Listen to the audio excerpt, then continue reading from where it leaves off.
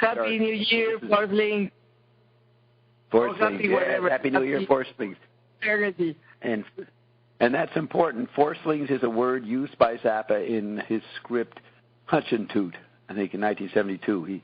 He had the extraterrestrial invaders of the Earth, or the anti-invaders, I can't remember, but they were called Forcelings, and Roxy has not been able to let go of the term. She addresses everybody as a Forceling, has not stopped since then. As somebody engaging your force field. Right. You have your own. It's Zappa anticipating Iandom. So I just want to say that it was we did a whole bunch of new information on the Loire Valley because Roxy started looking out monster movies in the Zappa mode, and that led to the Chambord Castle and all this new stuff. Did you hear what we broadcast an hour or two ago, Roxy, from Ion? Or were you still sleeping? Yes, I was sleeping. Okay, I woke up around 1, and I said, it's 1. I woke up around 1, and I said, it's 1. I sleep a little more. Right. And then I woke up again. No. Right. Okay, well, you're here for this. So you have a lot of stuff you want to start off, and I will take a cough drop and listen to your beginning points of Zappa Comensis. How do you say his name? Comenius? John Amos Comenius. Comenius. Subgenius Comenius. Okay. Well, in Czech, I think they say Komensky. In German, they use the Latin name as they would call him then Comenius, not Komensky. Okay. And they're both Slav? The Czechs and the Germans are both Slavs? No, the Germans are Aryan. Aryan. So that's why you get the SKY in the Slavs and not in the literate Germans. They still got some Latin part of their German culture. Okay, so did you want to talk about that first, Comenius? Well, this... you want me to play a bit of the video on him? Not really. Sent to YouTube. Okay, all right, go ahead then. No, the YouTube is a film with the whole view of Comenius just to get the basics. Oh. Right, so what did he do? Well, he's supposed to be the first pedagogue, and he wrote the first textbook. And for school. Yes. The Gutenberg Galaxy was not an environment yet. Yeah. And because not many people were educated, not many people knew how to read. And during this space, we had been doing different types of metanoias and to overlay and understand how the vortices and Zappa, which is our example, work. And we have mentioned many times that Zappa was also a big pedagogue, and all of the artists and scientists that we call vorticists, in a way, are, I would say, teaching people, but in a very non-conventional way. Like Ian said, we're not here to help. We're just presenting the information for people to engage. And I think that's what all vortices do. They do these metanoias and then go out to explore and motivate the forcelings to do their own explorations and be aware of the vortex, make their own pattern recognition, and educate their perception. And they do these I think there are many similarities in what Lewis, Joyce, McLuhan, and you do, and Zappa in this pedagogic enterprise. But and Ion. You see Ion as a completing the vorticist. Yeah, actually, I would say in a way, Ion is using the same compositional tools that Zappa defined, all these concepts like the synochrony, the everything, everywhere, all the time for no reason at all. And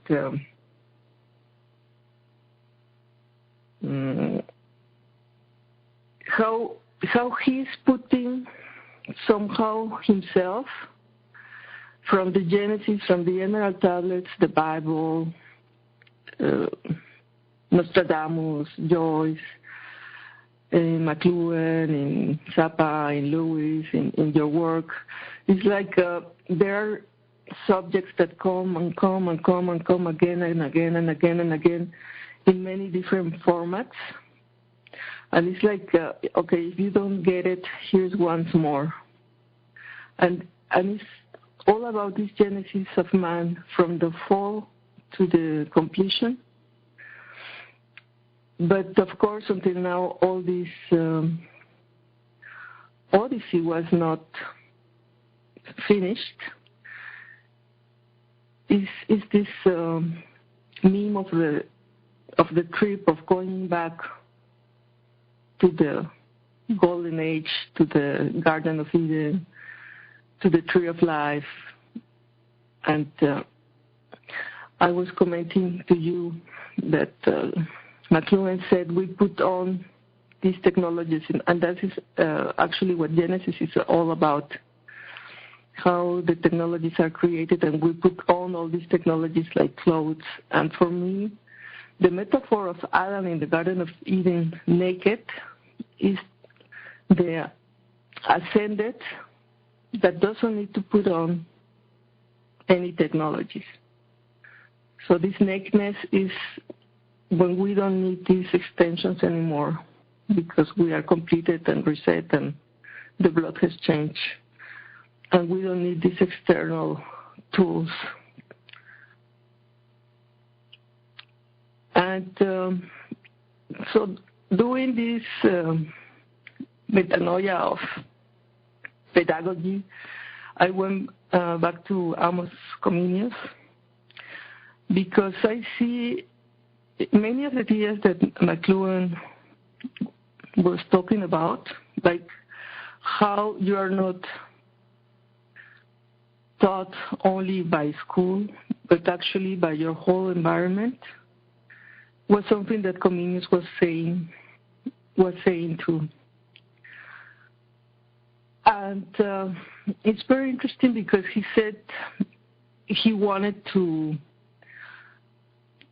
make, in a way, like a logical system to educate the children, but he was worried about their nutrition and their education. And he had a classification of the senses that included the sensus communis, which is somehow this interaction between all the senses. He said the mother of all senses is the touch, so the mother of invasion is tactility. And he also considered fantasy and memory, which now we consider cognition. He considered fantasy and memory also like senses. And it's very interesting that he talks about the sensus communis because, as we said before, the Gutenberg galaxy was not an environment, and somehow these effects that came with the printing press were not yet so affecting all the population in a way. I suppose many people were still somehow more acoustic than visual.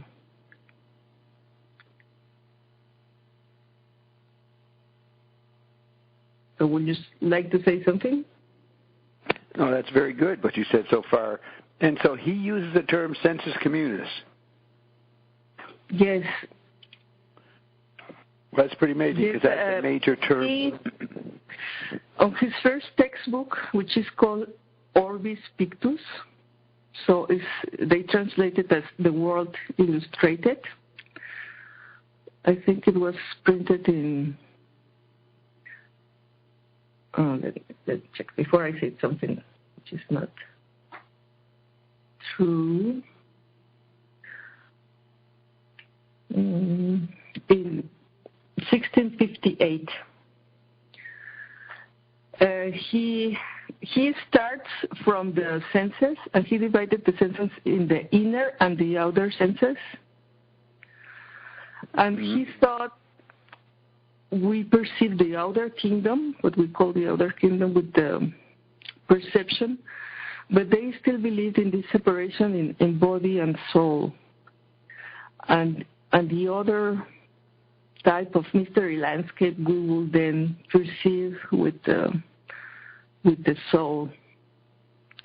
And I think that's an idea that still dominates.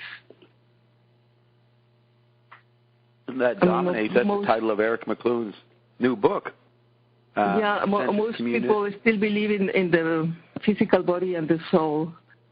But you came to say, no, it's not only this division of body-soul, is actually these different bodies being created with each technology, and then the last expansion is the non-physical. Yeah, no, that's well said. The Eric McLuhan's new book is called Sensus Communis, Synesthesia, and the Soul.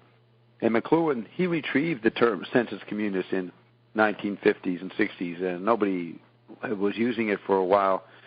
And you're saying that Comenius would be the first educator, the first pedagogue to use that term in the print world. Yes, the term comes from Aristotle, but he was trying to define this interaction between all the senses, and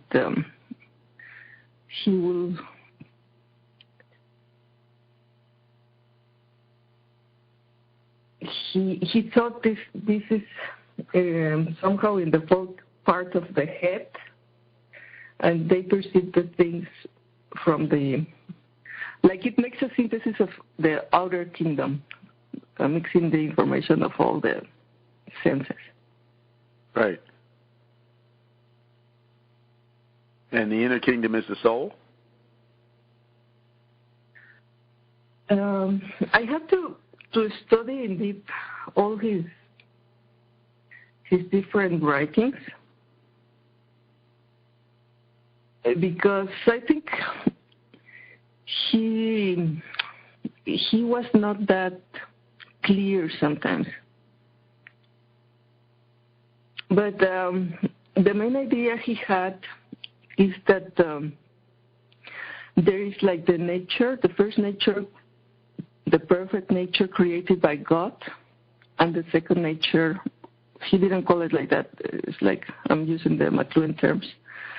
The second nature that was the nature modified by humans. And he thought children had to be educated so that this modification of the perfection, of the divine perfection of the creation, is not destruction, but something worth of the divine, so that we should be aware that we have this power of changing the first nature and do something that is at that level, not destroy the perfection created by God, which is actually, Ian says, both the first nature and the second nature are all God, man-made. But he still thought there was this divine creation, and the man modification of the creation. And he always used the metaphor of the garden, that we should try to recreate the perfection of the Garden of Eden, even if we modify the first nature. And for example, here in Rixdorf, he's a very important character because the Protestants that were accepted by the king are all like fans of Comenius for different reasons. Comenius had to escape because he was a Protestant, and he spent many years escaping, living in trees, and sometimes he would be accepted by some king, but he was escaping most of his life, and he lost his library, I think twice, all his children, and I think he married also twice, and his family died because that was the time of the Black Plague, after the religion wars. All his children died, but not once, twice. So he had a very hard life. But still he was a big idealist. He had the idea of the Pansophia, that someday there will be this new world order, but he will call it different, where all men are united, and he thought education should be for everybody all the time. And it's not only about going to school, but the children should engage in different types of exploration of their environment, with art and different medias, and going to the places where people work and see how they work and understand how the first nature, the divine nature created by God, and the things that are altering this first nature work.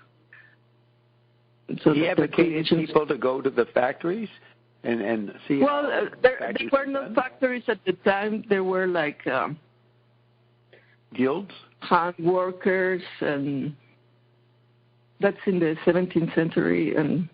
But right. Yeah, he said children should go in excursions and engage in plays, in theater. He called the world the labyrinth of the world. He said children should go explore this labyrinth. And that but the included idea going to work sites. Because that's what McLuhan advocated in his book City's Classroom. So it's the same thing. Yes. Yes. That's why I see many similarities in what he's saying and McLuhan. And I'm surprised that there hasn't been many studies about his some sort of comparisons of the ideas of John Amos Comenius, the first pedagogue, and McLuhan, because they were actually saying education is not only the formal school, that until Comenius was in the convents for monks or aristocrats. And actually his ideas influenced a lot of kings, and they created the first public schools. And he had like a slogan, everything for everybody, all the time. It sounds a little like that right? Yes, yeah. Like everybody should be able to learn everything all the time. Not because it's not only about going to school, but in your whole environment. And he will really inspire the children to go out and explore and learn by themselves. And I think this autodidactic enterprise is something that most of the vorticists promote. Yes, it's not only about going to an institution and learn by memory and vomit everything you learn, but it's more about being aware of your environment and do your own exploration. Yeah, now LaRouche wanted everybody to redo all the major experiments, learn and be the scientists, do what Socrates did, do what Lavoisier did. All these different people made major experiments through history. That's what education is. The kids redo them. They act out the discovery. Now, Zappa has the same program. He's telling the kids to go to school. He's trying to get them to use a broader environment and understand what the world they live in, the media that's massaging them. Right? Zappa is... Right, and he also said it's important not to lose the connection between what he called the divine and the heart, because he thought it was the heart. What Diane says is called the hypothalamus. Because he saw we were going to become maybe like robots or people. For example, he was accused of heresy, although the Jesuits started to use his ideas and his books for teaching. He was persecuted by the church. And in several occasions, for example, in France and also the Jesuits made some offers for Comenius to repent and be a Christian again, because he was a Protestant and work with the Vatican or with the church. Right. But he refused. And that was a serious refusal. He had to hide. Yes. Yes, because even some of the Protestant kings will work with him for a time, but they didn't want to have too much trouble with the Vatican, or they were themselves in civil wars. So he had to go again somewhere else, and at the end he died in the Netherlands. But he was... What was happening when he died? What year was that? I don't remember dates. I can look it up. Just wiki him. Yes. Yeah, because, Newton is happening in 1666, 1670, so he's part of Newton's era, but he might be older than Newton. Yes, and his first textbook goes from the Sensus to the stars, and he thinks he then has the whole knowledge in this book. What you're saying? You're saying that he wrote a book about the ground and then to the stars? Yeah, the Orbis Pictus, which means the world illustrated. So we already see how the visual is dominating with the book. Yeah, it goes from the perception. He defines that we have these, not only five senses, but he talks about the sense of communis, memory and fantasy, also as type of perception. And he puts everything I think he knows in this book, in like a small encyclopedia with many engravings, with little numbers. So what he's talking about, he puts a small number and then you can see the illustration. And it goes from the senses to the stars. So it's like he's doing the whole visual space. Right. He knows about it. So he is not fragmented. He's an encyclopedist. He's from the rhetorical grammarian tradition, and he's up against the new dialectical tendencies of the printing press. Like, he doesn't foresee the disservices of the printing press as far as you've read so far. Right? Yes.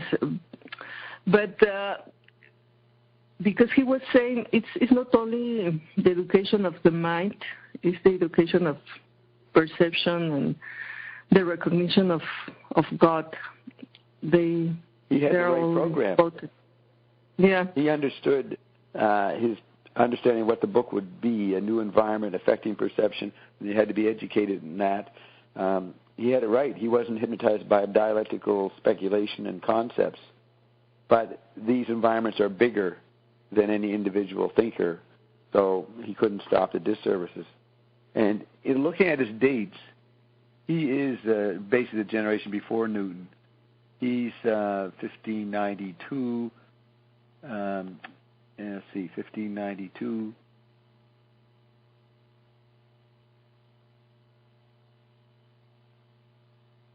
To 1670.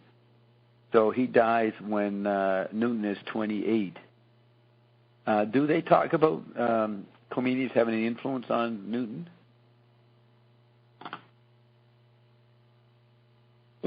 I suppose he was a big influence in all educated circles of his time.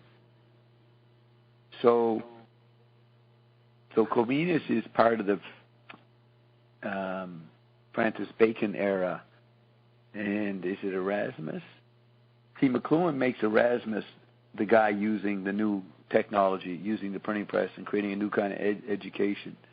And Erasmus, well, he's a generation before, 2 generations before Comenius, but the printing press is nowhere in Erasmus's day. It's not an environment. And you're saying it's not even really an environment in 1650, though McLuhan would say might be starting to be an environment. It's been around for 200 years.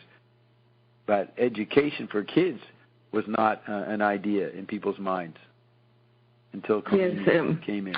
John Amos Comenius is the one that had the idea that anything, anytime, anywhere, for no reason at all should be taught to all children, not only the aristocrats. No matter what. Right. Okay, so you have our thesis that Zappa, started by you, that Zappa is a revolution in music as Bach was. And Bach comes a little after Comenius. You got any connection between Bach and Comenius?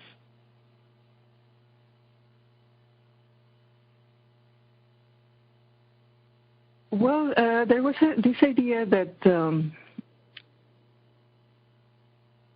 the senses somehow perceive the harmony, the proportions, the balance. So for him, the perception, that's another thing that I find similar to McLuhan, the senses, the sensus communis, that we should try to keep it in balance. It's like something composers try to do, to keep the proportions, to create beauty.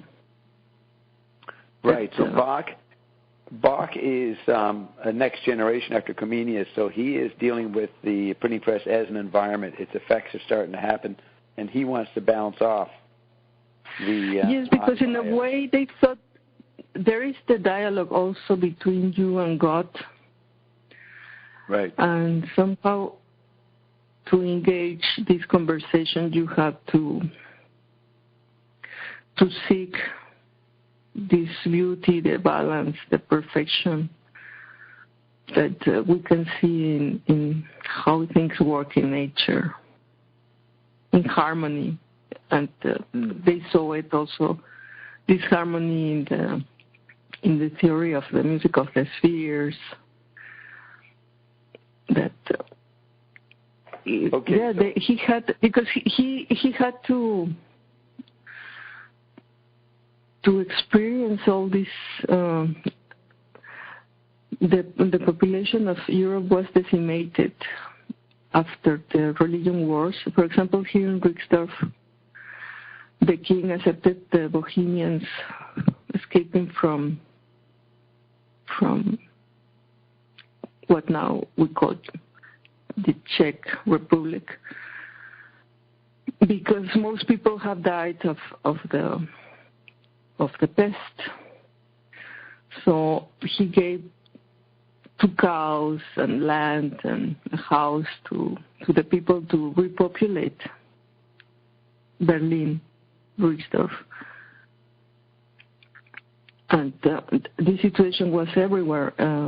A lot of people have died. A lot of people were starving.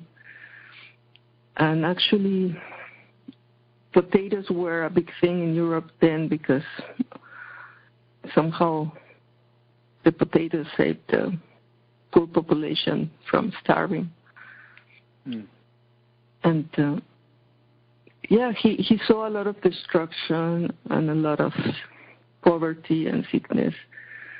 And he had these ideas that the only way to solve this situation was to have a sort of oleophatic education. And he talks about the importance of nutrition and education and perception and recognizing the divine.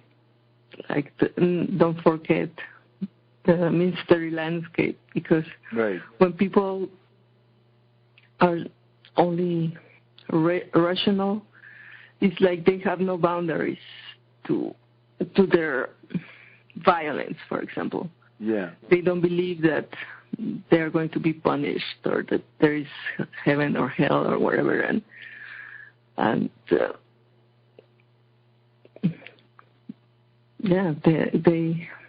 they can become like monsters and destroy. But he still had these very old ideas about God and religion. I mean, of course, but in a way, I like that he saw that the environment is what is educating you, and that you should yourself explore it, not only learn by memory. Yeah, so because he was part of the ascendancy of the visual over the other senses, he was sort of like the Electronic Frontier Foundation, John Barlow and those guys that were determined to bring in the computer world, and it would make information become free. He was an idealist of the printing press, but what's interesting, he comes from a tradition, it'd be interesting who his teachers were, of comprehensive sensory harmony, and he understood that. And I don't think you get that from other schools of thinkers in his day.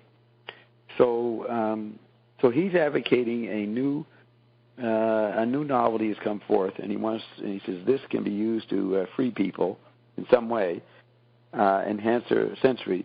And then you come to Zappa's world. That would be 300 years later. And I want to read you a description by a McLuhanite of 2016, and think back about what Comenius was up against. He had one new medium, and he was trying to get that to be an art form. And what would a guy like that think of today? So here is the description. This is in a book called McLuhan, subtitled Social Media Between Faith and Culture. And it was a conference on McLuhan's Catholic faith, the religious part of McLuhan, and they're trying to relate it to his sort of schizophrenic lifestyle, where he would be very involved with pagan culture, doing a lot in there, at the same time going to Mass every day. So these different professors try to reconcile their image of McLuhan. So this one guy, Paola Granada, he does an essay called A Return to Magic. But here's what he says. Recording technologies have also affected our approach to words. Now, words become a big deal in Comenius' day. You refine your word knowledge through the book. So he says, nowadays the ancient Latin motto, verba volant, scripta manent, seems to work in reverse. On Twitter, for example, scripta volant, written words fly away, while on YouTube, verba manent, spoken words remain. Mobile phones, tablets, and smartphones enable us to extend, to enhance the magic power of spoken words in order to replace the enchantment of an action, to grasp the moment when something happens. Our Facebook status sounds like a prayer. It is usually expressed as present tense verbs. Hashtags sound like incantations or new magic formulas. Flickr or Instagram provide ways to tell stories visually. Tweets seem to act as new spells. Twitting itself is a new form of storytelling. Story-twitting, they call it, as I like to call it. The enchantment of words in the magic world of the media. So that's his introduction. Then he says, in light of all this, we can say that social media had placed the aesthetic experience within a flow, a multidimensional space of the happening, an event that today is mirrored by the different forms of online communication. And then he says, or communionioncation. He takes the word communication, sticks ion in there. Communionioncation. That Elena Lamberti came up with, that term. The aesthetic condition that can be experienced within this flow, where the sensorial, there's your senses, where the sensorial sphere is submitted to the live, real-time logic, is once again based on the concept of presence, or rather of co-presence, of the entire sensorial network. Experiencing one's aesthetics by acting within a flow, an event, or a happening, for example, by participating in the practices of sharing typical of social media, or simply getting in the flow by sharing in others' activities, for example, by watching a live event or scanning the network for real-time personal public information, all that means giving a fully aesthetic meaning to the concept of performances of presence. He's going to make a big deal out of the word presence here. The performances of presence developed in this paper. What is the meaning, for example, of the widespread diffusion of increasingly sophisticated and miniaturized devices capable of storing, recording, and capturing live images, if not that of creating a heightened sense of presence? In this respect, it is interesting to note how in recent years the bloodiest events on the international scene, from the attack on the Twin Towers to the hanging of Saddam Hussein or the capture of Colonel Gaddafi, from the tsunami in southeastern Asia to the earthquake in Japan, or the sinking of the Costa Concordia cruise ship in Italy, to name just a few, all these international bloody events have been projected as powerful media events precisely as evidence to be acquired live in both its visual and object dimensions that, although of often poor technical quality, is capable of generating a shattering emotional impact. Therefore, the term performance becomes both synonymous with identity presence. Then he has the quote, I performed, therefore I am, as well as the result of the possibilities of extension and expansion of the sensorial powers currently offered by a multitude of devices.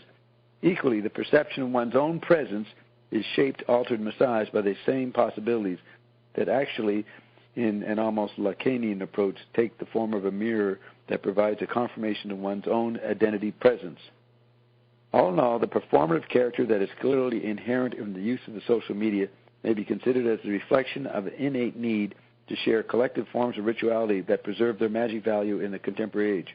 Unlike the mass media that only allowed for passive participation, the social media fully satisfy this need for rituality and ensure a form of active involvement in the modern ritual of communication. This is a need that is rooted in human nature, and that technology, almost like religion, can catalyze precisely because it has a mysterious, sometimes obscure, amazing, all but magical power. McLuhan's magical mind insightfully saw all this. Therefore, read the essay in Mechanical Bride called The Magic That Changes Moods. The ad claims that the jukebox sounds, therefore read today the ad claim, The Magic That Changes Moods, sounds as a serious warning. The new scene created by the social media celebrates nothing but a return to magic. A new technological spell leads us to live in an eternal present. A modern technological wizard, now wearing a mask that looks like a mobile device, that's like McLuhan's image of Lucifer.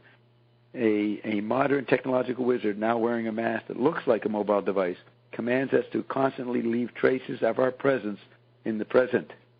To leave traces of our presence in the present. Perhaps it is no coincidence that this spell's magic formula is once more an ad claim that laconically states, quote, life is now, unquote. Now, I found this interesting because I've been explaining for the last 3 or 4 years that the social media are in a world where there's no sociality and no existence. So everybody is hyper involved in saying there is a now and creating a now through all the different photographing, taping, and registering and archiving, so to prove that we still exist. And he's getting at that. He doesn't say it as simply as I do, but he's saying that presence is now a constant pressure on people to validate.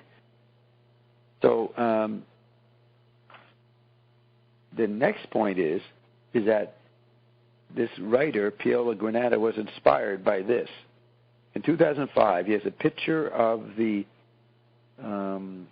inauguration, or whatever they call it, of Pope St. Benedict, Cardinal Ratzinger, originally Cardinal Ratzinger. And all these Catholics are in the Vatican front yard, and they're all waiting or watching the Pope being made Pope. And it's 2005, and everybody's just looking forward at where they think the Pope is. So then Piero Granata has a picture from 2013 when they bring in Pope Francis after Pope Benedict. And it's 2013, the same scene of everybody milling around, hundreds of people waiting or watching. You can't see in the distance, but the inauguration of the Pope, whatever the actual term is. But the difference between 2005 and 2013 is that everybody is holding up a cell phone. Hundreds of people, each one of them is taking a recording of the beginning of the Pope Francis' reign. And it's like nobody trusts anybody else to have the image recorded. Everybody is in a panic of registering that there was a president, that there actually was a Pope that did something. You get what I'm saying here? Yeah. So yes. It's a really good picture, and millions of people. It's like in rock concerts, people holding up their lighter or smoking lighter, cigarette lighter, and there's a little flame. Well, there's hundreds of little flames, but they're actually the video screen of people recording this. Now, now, Bob. You want to see this? Did you see that? Look at that. There's 2005 and there's 2013 in the same place. Right. Well, now in rock concerts, they don't hold up their lighters. They hold up their cell phones with either the light app or just the screen lit up. They don't do the lighter anymore. No. Yeah, they probably faded that out a few years ago. Yeah. So that's for the same function as the lighter. Yeah. Or an encore or something. How do you know that? You've been there? Is it a rumor, or you pick it up by ESP? Like, you just know. Ion told me. Ion told you. Or maybe you've seen it on your TV shows. Probably. In Glee and that. Yeah. So now this registering of the present as an art form and as a validation and a panic. So it's panic registration of the present. I like to, let's see if we can relate that to what Frank's talking about. Because Frank started, let's say that Frank's a prophet of this condition, this ridiculous registering the present. So Frank starts off very young, recording everything. So he knows he must record everything, tape recording everything. He's got archives back to when he was 15 years old. He's been taping things. And then he's telling kids when he first gets a chance to tell them in 65, 66, to say every 10 seconds, I doubt it. I doubt it. Well, Remember we talked about that? I can see like a sort of analogy, because people like Comenius thought the book was the tape recorder. Like, we can now really keep in books records of everything, and they had this idea of. He was very influenced by Bacon, that McLuhan also talks about. Bacon. How do you call it? You mean VICO? Vico? Yes, they had this idea of creating a sort of encyclopedia, and he called it the Pansophia. Yeah. Like, you shouldn't be fragmented and just limit yourself to learn about one subject. They thought you should learn as much as you could. And this was the book was a way of recording and replay and remixing. It was a type of tape. And yes, it will serve the same function as the taping. Well, let me check. And Vico, they were grammarians, what McLuhan calls grammarians. They believed in being encyclopedic. So let me because they thought this recording and replay and remixing was the only way to gain a comprehensive knowledge of your whole environment and of yourself. So the book was. Well, no, the encyclopedia, the recording, the studying and replaying of these records and remixing of ideas. The archive. Okay, yeah. So Vico would. It's not that. Vico came later. So Vico was influenced by Comenius, is what you're saying. Comenius. He can't be Vico influenced Comenius. Comenius influenced Vico. Does that sound right? Okay. Yeah, because Vico wasn't born till 1668. And Comenius was born. Well, maybe I got confused because they sort of have a lot of similarities also in their program of creating this type of encyclopedia of recording all knowledge available, and they thought it was possible for a man to learn everything that there is. Right. Now, Vico might have been a bit different in originality than Comenius, because Vico decided that language contained the history.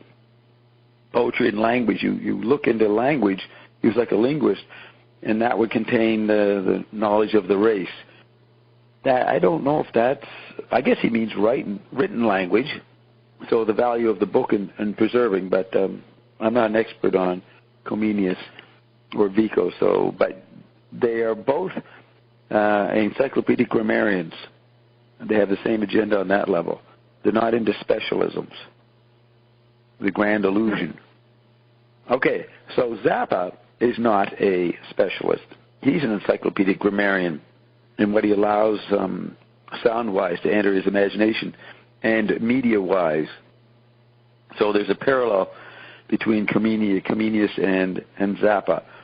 But if Zappa, Comenius is saying, well, if nothing can be present anymore, he might say, well, the book saves something. But people don't see that. They see the book as getting in the way of recording the present. It's not fast enough. So Zappa, he's looking at the registration of the moment and quite cynical about it and not relying on it. He's going to improvise a new thing every night, every concert, and he's exploring digital dust. The nothingness of the present is an aspect of Zappa's themes that makes him prophetic or relevant to today, as this Pale of Granada describes the presencing of presence. Like Zappa would record everything, and then in his concerts replay the day, what happened during the day in the particular concert, in that particular town, adapting whatever happened with the band or other events and changing the lyrics of his songs or the concepts that he was communicating musically. So he was acting out the presencing of the presence.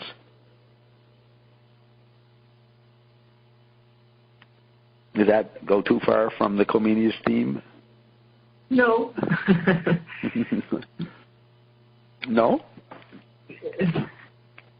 No, I mean, he was looking for a way of people being aware of their environment, which in his eyes include both the first, the second nature, and God.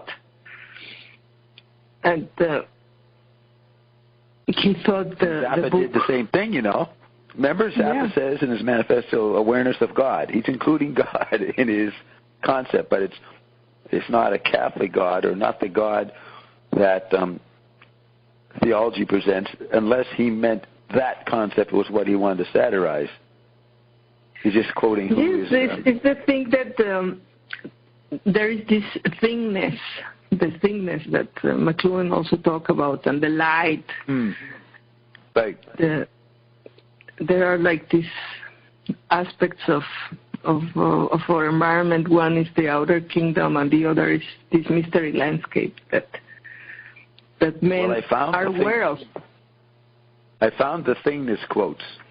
I made note of them. I wanted to read them to you because we talked a bit about this, and you may have quoted something, but just to repeat them, McLuhan says, and this we're keeping Zappa's thing fish in mind.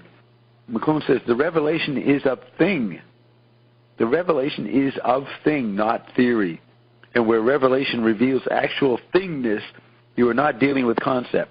The thingness revealed in Christianity has always been a scandal to the conceptualist. It has always been incredible. This issue is raised in the book of Job, where faith and understanding were put at totally opposite poles. Job was not working on a theory, but on a direct percept. All understanding was against him. All concept was against him. He was directly perceiving a reality, one revealed to him. Excuse me. Then McLuhan says, I can say that I do not think of God as a concept, but as an immediate and ever-present fact, an occasion for continuous dialogue. Well, today, people are dealing with existence as an ever-present fact and an occasion for a dialogue because they keep recording what's going on and texting back to it. Then the third quote, McLuhan says, I don't think concepts have any relevance in religion. Analogy is not a concept. It is resonance and it is inclusive. And that's before the digital era. So then there's another quote of thingness. Let me see if I can find it. You can speak on while I look for it. Is that the quote you came up with? The one I just said? Yeah, that's a different one. Yes, I don't have it here. Right. Yes, I think I saw it in the medium is the light. Yes, that's where a lot of this thingness quote, thingness talk is coming from. Yes, and also the aspect that was not really talked about when McLuhan was like his explorations of the mystery landscape. Yeah. He actually did a lot of explorations of the occult and the thingness because he had a weird experience. I was reading that he was praying for 3 years, and he will just say, "Speak to me," or say something, or something like that. Show and me then a sign. And then he had this experience, and he said if he had it before when he was younger, he would have become a priest. Yeah. And I don't know what this experience was, but he did a lot of explorations of this other aspect that we call the non-physical. That was what his experience was. According to Ion, his parallel worlding is what really shook him up. I don't think a Catholic would like me saying that, but Ion documented 3 times that Marshall got this experience. And if it wasn't the Catholic sign from God, it was another reality that he was enjoying. Yes, and we are aware of the non-physical and the mystery landscape, but most of the vorticists and scientists, many people have this type of experiences that I said it's normal. It's nothing special. It's part of your normal. So the anomalies are anomalies. It's nothing special, but because until now we could not really understand what is that about, and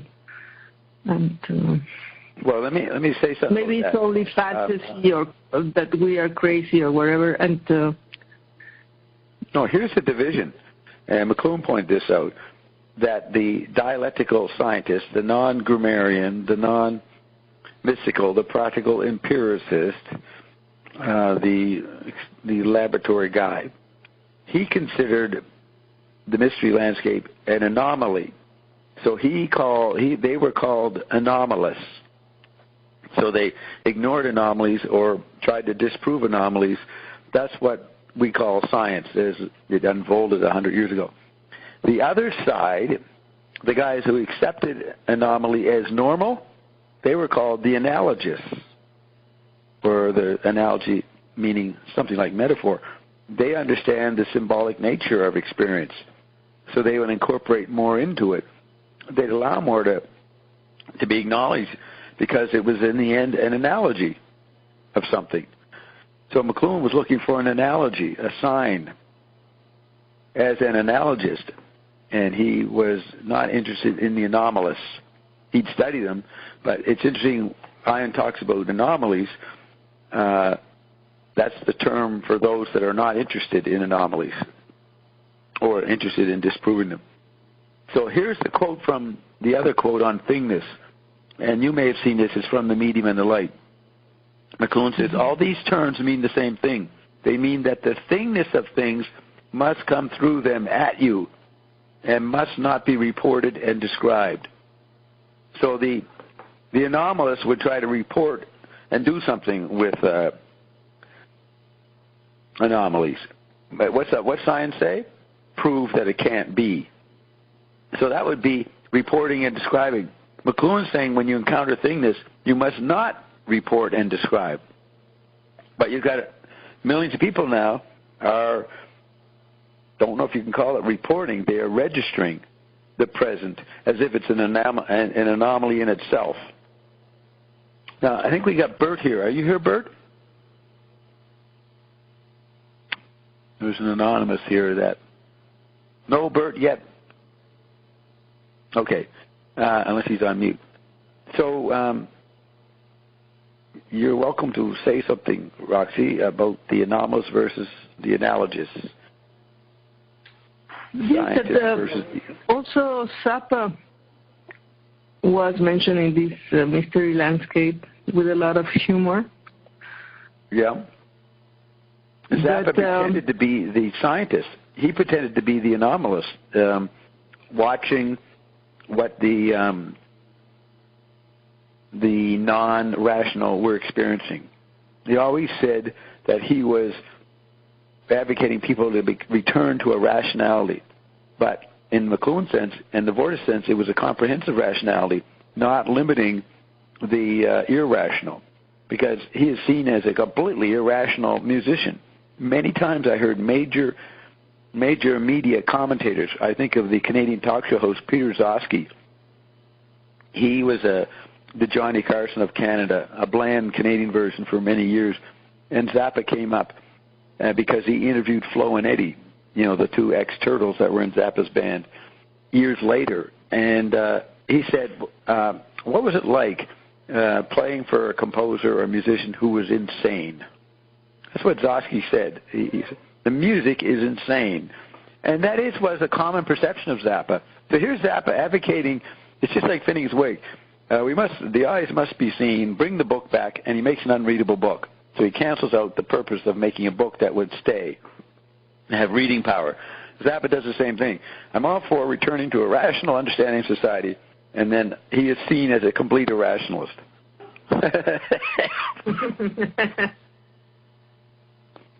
Yes, but it's interesting that then his last work was the Civilization Phase 3. Phase number 3, and there he exposes his ideas of frequency, of the big note, and all coming from the order, underlying order that but it was not a visually biased order. It was a tactile order. So how would you bring Comenius into this? Is it just because Comenius understood a new medium was an environment, and everybody was subject to it, so why not let the kids be educated? Also his idea of the senses interacting together, that McLuhan wrote, for example, in The Global Village, that consciousness is sort of a projection to the outside of an inner synesthesia. Yeah. That inner synesthesia. Because of media, we have the impression that one sense dominates, but it's actually we're perceiving with all senses all the time, and it's this interaction that creates our perception. And the perception is affected by each medium, and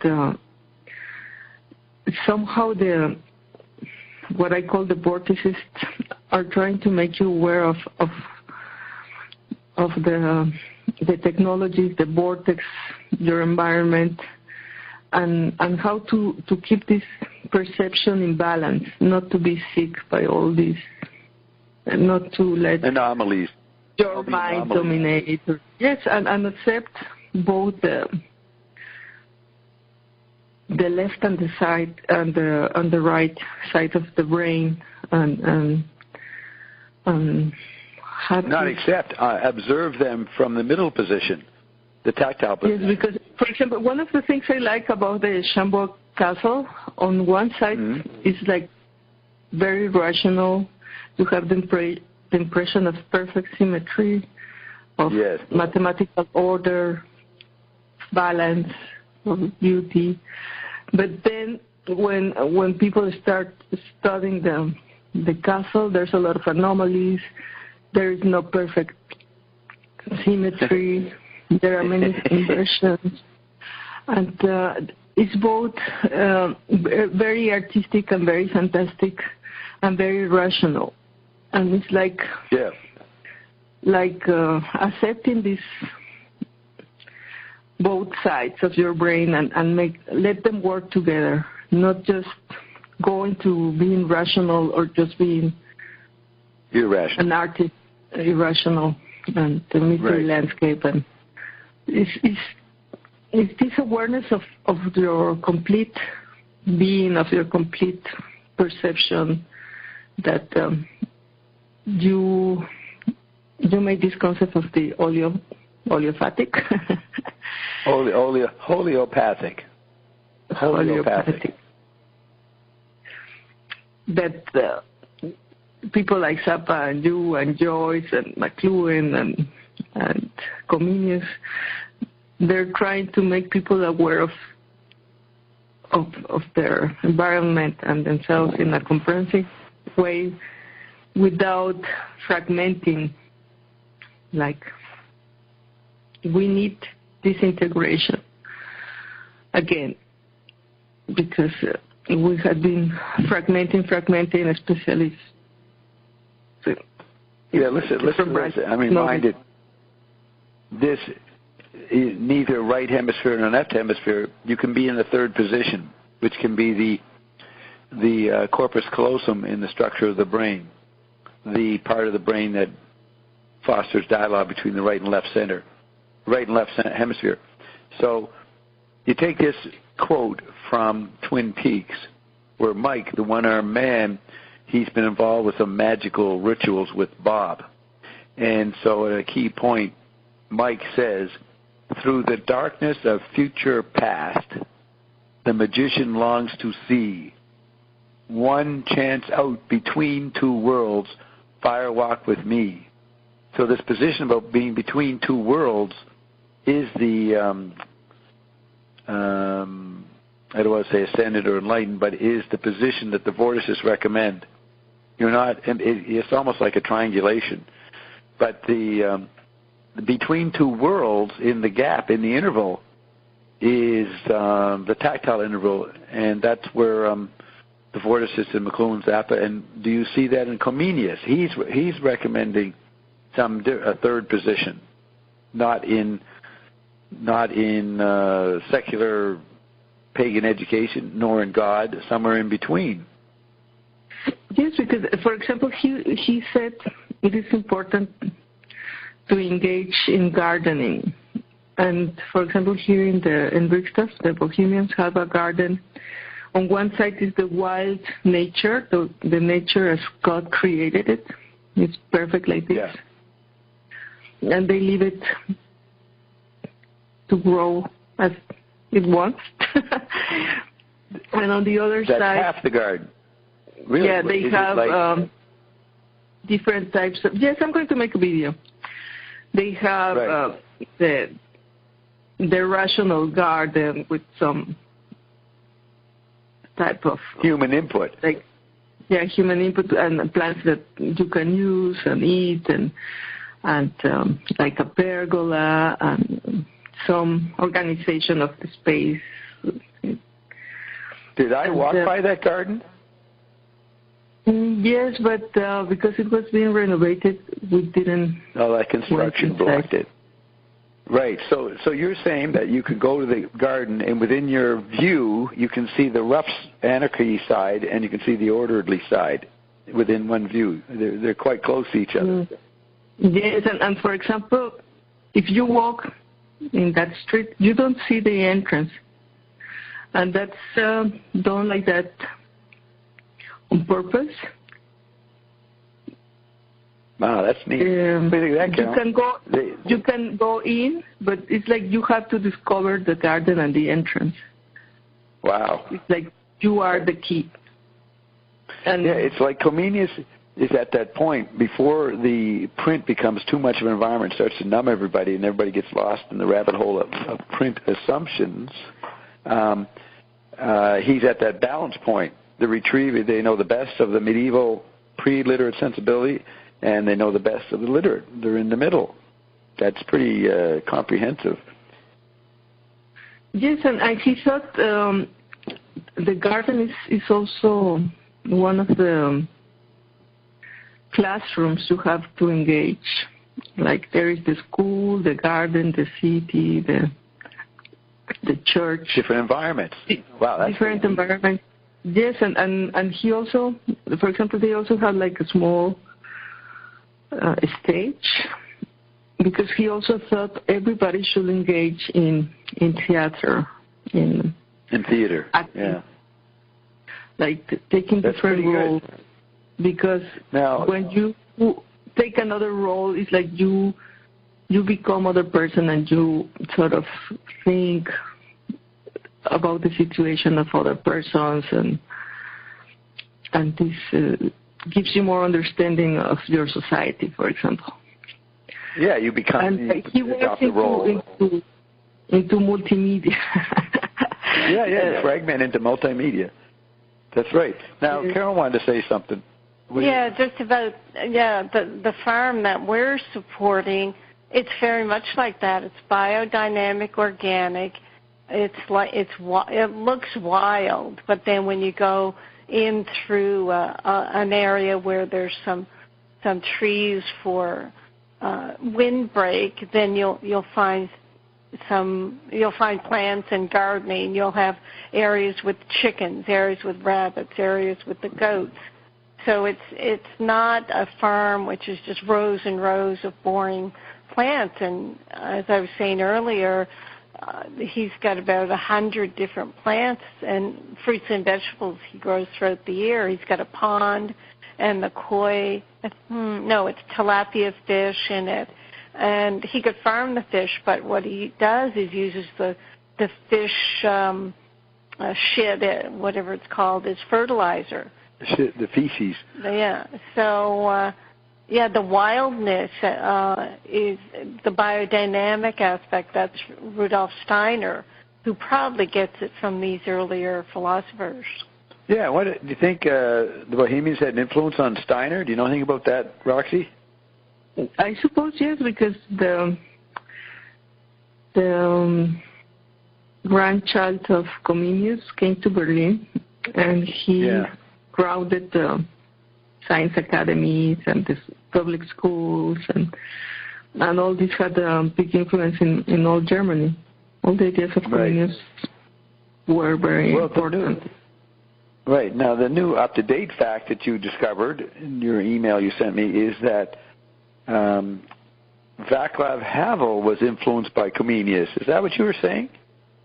Yes, he's from Prague, and in Prague, Comenius is like Jefferson, or this type of person that are like the big men of the Czech Republic, and most people know about him because he's the great pedagogue. And this friend of Zappa lived in Prague, and he thought he could change society by following Zappa's example, by making rock in orchestrated freakout, doing an orchestrated freakout. And he called his band the Plastic People of the Universe, inspired by Zappa. And he had a lot of humor, and he really had an influence in the society. He became a politician, and he was both influenced by Amos Comenius and Zappa. Yeah, that's a really good case closed there, Carolyn. If you want to link Comenius and Zappa, it comes through Havel, who wanted Zappa to be his cultural representative. So that means, and Havel was put in jail for his musical theater and bands. They named it after the song Plastic People on Zappa's second album. Yeah. And so these guys get just, I guess, dribblings of Zappa coming into their culture through the Cold War, and they picked up the idea of plastic people, which is just one of many of Zappa's concepts, but they made a big meme out of it, and were in prison for it. And when the police were trying to interrogate them, they would punch out Václav and his band members and say, "We're going to beat the Zappa out of you." Oh. And so Václav knew they were going to beat the Comenius out of them. The Comenius idea that you can educate people with theater and music, not only in the school, and it might be more effective to pass these memes, to pass these ideas, not in a classroom or with the traditional activism, but just, for example, making fun music. People engage in a concert, and they demanded also audience participation. He was really influenced by Zappa. And this audience participation changed the society. He became a politician. And it's interesting. How did they change society? Well, you bring in McLuhan. The technologies came in, made the Soviet bureaucracy irrelevant. So Václav and Havel and those guys didn't have to do anything. They just had to wait it out. And then the society collapsed on its own weakness, and that was called the Velvet Revolution. So you can even bring in McLuhan. Havel, he may not have fully understood McLuhan, but he ended up being a product of McLuhan because the changes in the environment forced Czechoslovakia to be free of the Soviet bureaucracy. They were forced. The Soviet bureaucracy was forced to give up their empire. It was making them too inefficient to even be part of the global economy. So you got McLuhan, Zappa, and Comenius coming together in Václav Havel. Yes, and another thing I see in common is all the vortices that are aware of the fall and the ascension. This is a big thing in the work of all of them, how to use technologies to expand yourself and go back to your place of power. Of course, they don't say it like this, but in a way it's what they're trying to do and motivate people to explore, to to go back to their place of knowing and their place of power. Yeah, the serious artist, McLuhan says, has to include theology. And there's a lot of theology in Zappa. There's a lot of theology engaged in the vortices, Lewis, Joyce, Pound, and Eliot. I don't know if Andy Warhol was geared into theology, or name a famous artist today. Who's that guy in England, Darius or Damien or somebody?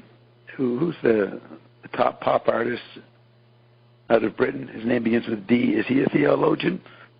Not that you have to do traditional theology, and that brings in Ion, who is the ultimate theologian. Ion is obsessed with clarifying theology. Yes, and it's all about, we will call it, like maybe Zappa would, it's a big trip.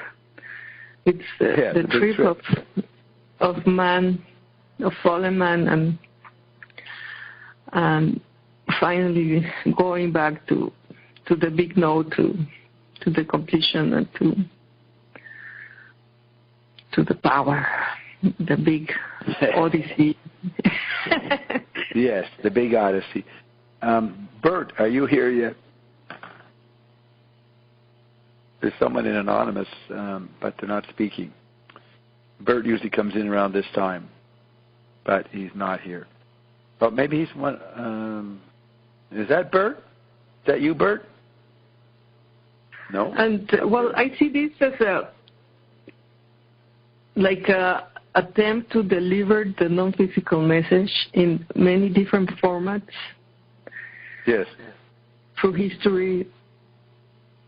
The great artists and scientists are engaging this trip.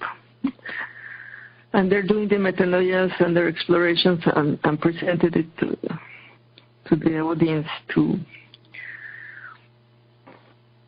Yeah, you could define art or science or invention is the interplay of art, science, media, and nature. There are four aspects. Anybody who's doing anything has to be involved with art and science and media, meaning new technologies, and nature. Those four environments. So you find the great artists that work on those four levels. Do they teach that in school? I don't think so. No, actually they fragment you. Right. Now, I want to just check with Brian. Brian's a long-time Ionette. Brian, you're not usually here. Are you quite bored with our discussion or interested? Do you have anything you want to add to it? Yeah, hang on a second. Let me, the fuck is the wrong one? Let me turn my other device off. Since we don't have Bert here, you know Brian, Roxy, right? You've heard of Brian. You've heard him speak. He usually has some interesting point to make. And Brian is not a fan of Zappa. What? Points, plural? I'm a fan of conspiracy theories, Bob. Yes. Yes. And I hit the mother lode on my conspiracy theory world. It's the most fucking ridiculous. Huh? What is the mother? Are you going to tell us about the mother? Because Zappa was known as a conspiracy theorist. Oh, Zappa would love this one. I mean, it's the most ridiculous, outrageous conspiracy theory you've ever heard in your life. Okay, let's hear it. Are you sitting down? You might want to sit down for this one, Bob. I'm always sitting down, Brian. Oh, okay. I'm always sitting down. Listen, here's the conspiracy theory. You got these conspiracies out there, and their conspiracy is that they're telling everybody that the world is round, that it's a ball, it's a globe, that spins at 1,000 miles an hour and travels around the sun at 67,000 miles an hour and travels around the Milky Way at 500,000 miles an hour. And then they have this Big Bang theory where, like the whole galaxies and the universes running away from the Big Bang at 670 million miles an hour. That's the most ridiculous thing I've ever heard. You ever heard anything that ridiculous, Bob? I'm not that impressed with it. I know it's ridiculous because Ion has spent a lot of time debunking those theories. Ion doesn't agree with them either. And Ionette would have to agree with you that that is a pretty crazy idea. But what's interesting is, and you might want to learn this, is that McLuhan explained why people were duped by that visual space. Man was flung to the edge of the universe with Copernicus and then, I guess, Galileo. And that center margin effect was what the printing press was doing on all levels of European society. So science adapted the printing press and made themselves be marginalized. And then include the kinetic movement through space and all those different statistics you made. That is totally a product of the printing press. Now, what do you think of that conspiracy? That the printing press made everybody believe what you just thought was ridiculous. Right. In fact, when you, in fact, they must think it's funny, which it is funny. It's actually kind of fucking embarrassing when you finally come to realize it. But if you look at the numbers that they give you that I just rattled off, you find out that you're actually, being on the Earth, spinning and traveling through space, you're traveling at 671 million miles an hour. If you do the math, well, guess what that is? That's actually the speed of light. They're actually laughing and say, hey, we're telling you you're fucking traveling at the speed of light right now. But yet you're, I don't know, are you traveling at the speed of light or are you still? Well, the speed of light is immediate perception. I am seeing, therefore I'm traveling at the speed of light. Now, Roxy, we brought in Bach at the beginning. Bach was trying to bounce off these kind of theories. Now, he would take the solar dimensions, right? And he would try to translate them into music? Is that what he's doing? I think all these efforts of people like you trying to motivate people to get a new type of education by engaging the environment and exploring not only the labyrinth of the mind, but the perception and the mystery landscape. And well, see, Brian is looking at the figure. Brian, if you look at the figure, I just said you present the information until things start making sensical sense, and I love this phrase because it sort of embodies both the perception and the labyrinth of the mind. The sensical. Right. And it's a way of understanding not only with the labyrinth of the mind, but with something else that is maybe the autonomic or the spiritual gifts or something that is being activated. The interplay between all your senses is changing. And you have a new understanding of things. And, of course, being in the vortex, you start creating patterns. And most people go and create conspiracies because they are only seeing the figure, but they're not seeing the figure on the ground. They're not seeing the whole big picture. And there are many things that, like, for example, I remember at the beginning many people were freaked out by the chemtrails and radiation and all these things. And I was always very cool, just like saying all these things are part of the changes that we need. We need more carbon. We need more radiation. We need to create a new environment, and we have to adapt to this new environment. And on the one side, to adapt to the new environment is like you have to to be able to digest these new ideas, to recognize the non-physical, and accept that things are not as you were told, and there are new explanations by Ion about what is happening, how our bodies functions, our origins, what is going on, we're going back to our place of power, and he's just telling us to accept the mystery landscape instead of going into freaking out and a conspiracy or fighting against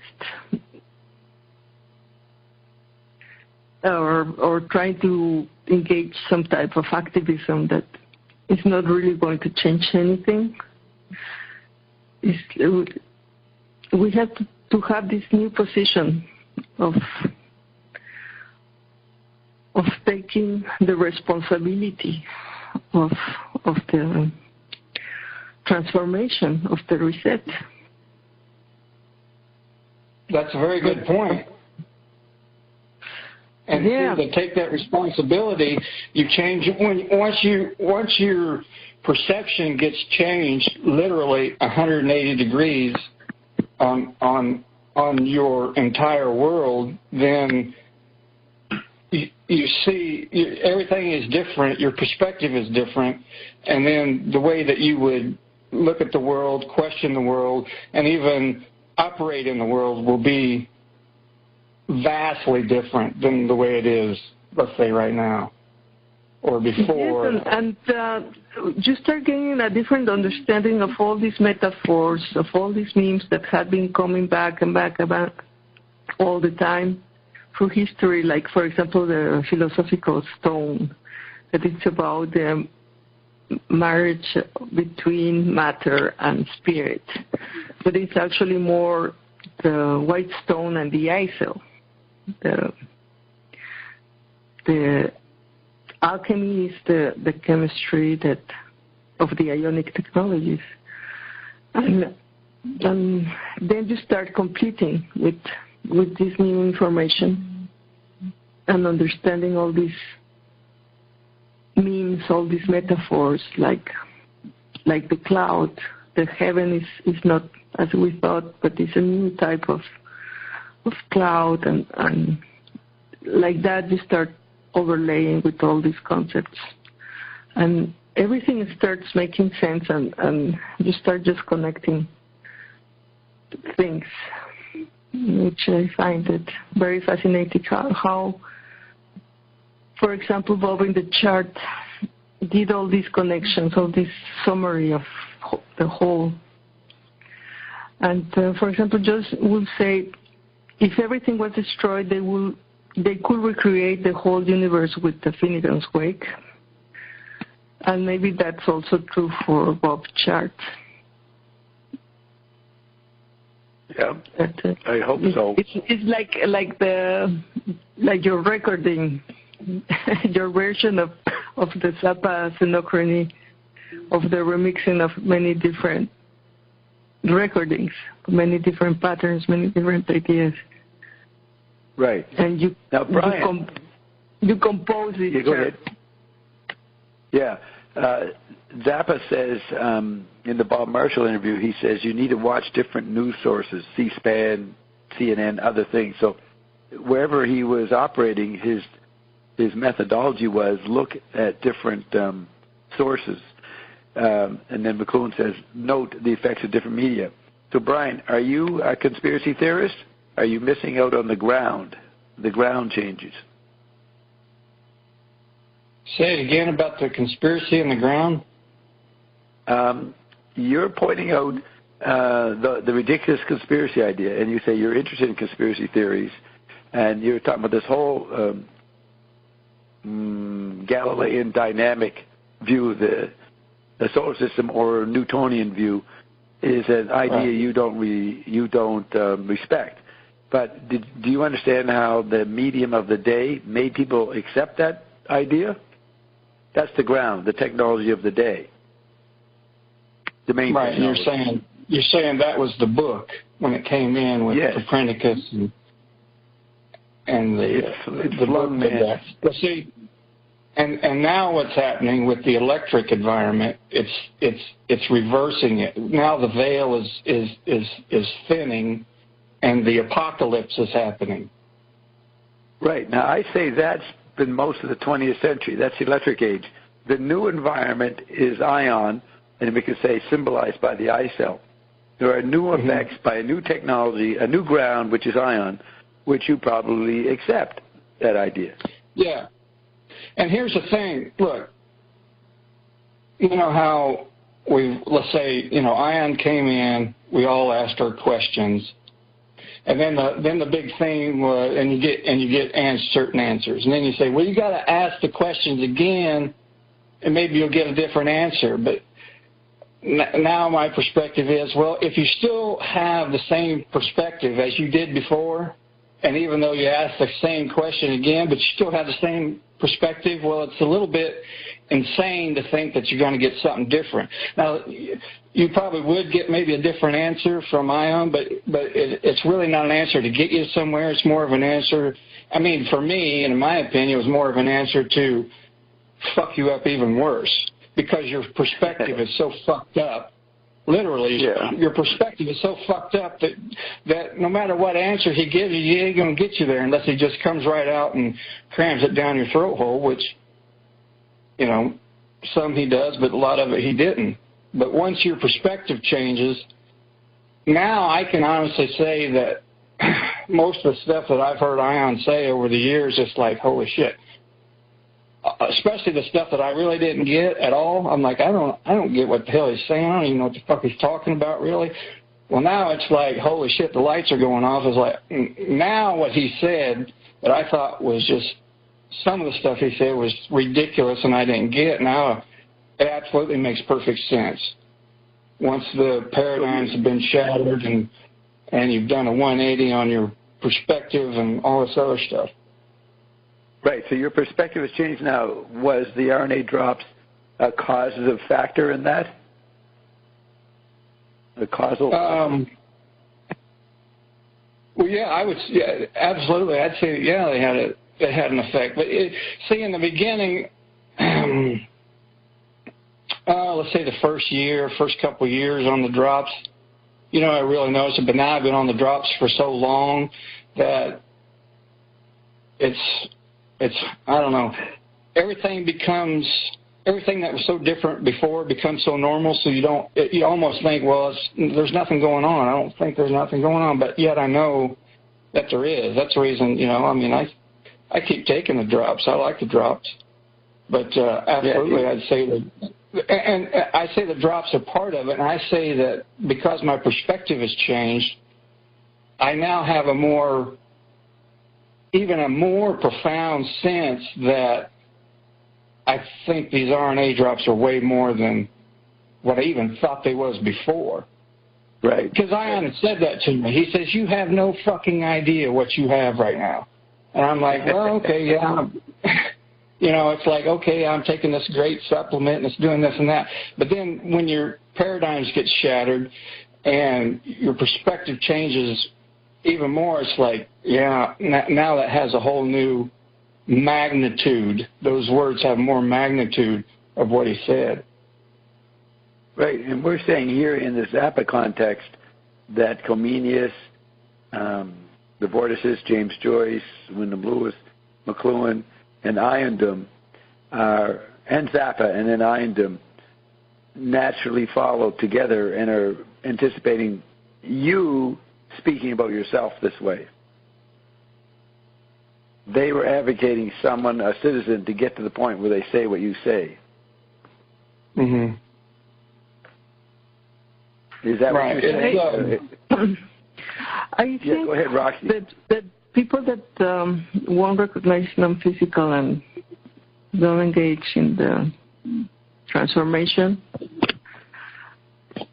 are going into that direction of thinking evolution is to become a cyborg and get a chip and implants, and they think they're going to be completed and expanded by technology. and they cannot understand how there will be any more evolution in a biological way. And they also get lost into conspiracy. Which is that they are a victim of an agency. Now, there is an agency. Yes, without the explanation of the ionic, nothing makes sense. But they are victims. I mean, that's the thing. They are victims of the corporations. Yeah. This comes out in the angel diagram. But the way Ion suggests how you battle it, how you non-battle it, how you bypass it, that's the important part. Ion says there's all kinds of conspiracies, but that's people scheming from their vantage point, and even says that you will meet some of these as you ascend and acquire bigger radiance. These people will note you and confront you. So there is a reason. But look, it's a logical result of trying to make sensical sense of all the information you have on the internet. Then they don't have the completion of what Ion is saying, and of course they say, oh, there is something which is the Android meme that they call the Illuminati, and they think there is something trying to control them, and they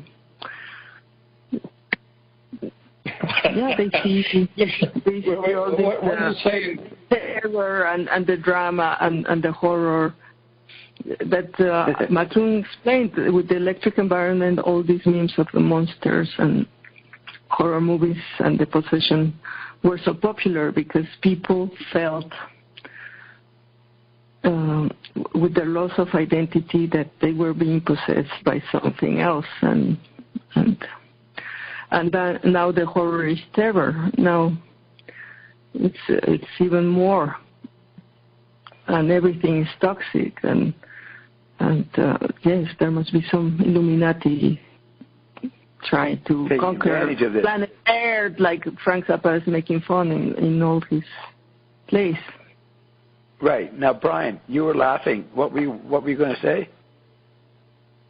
Well, I mean, when I was listening to what Roxana was saying about, I wasn't following exactly, but she's talking about the Illuminati and the control, all of this, that, and the other.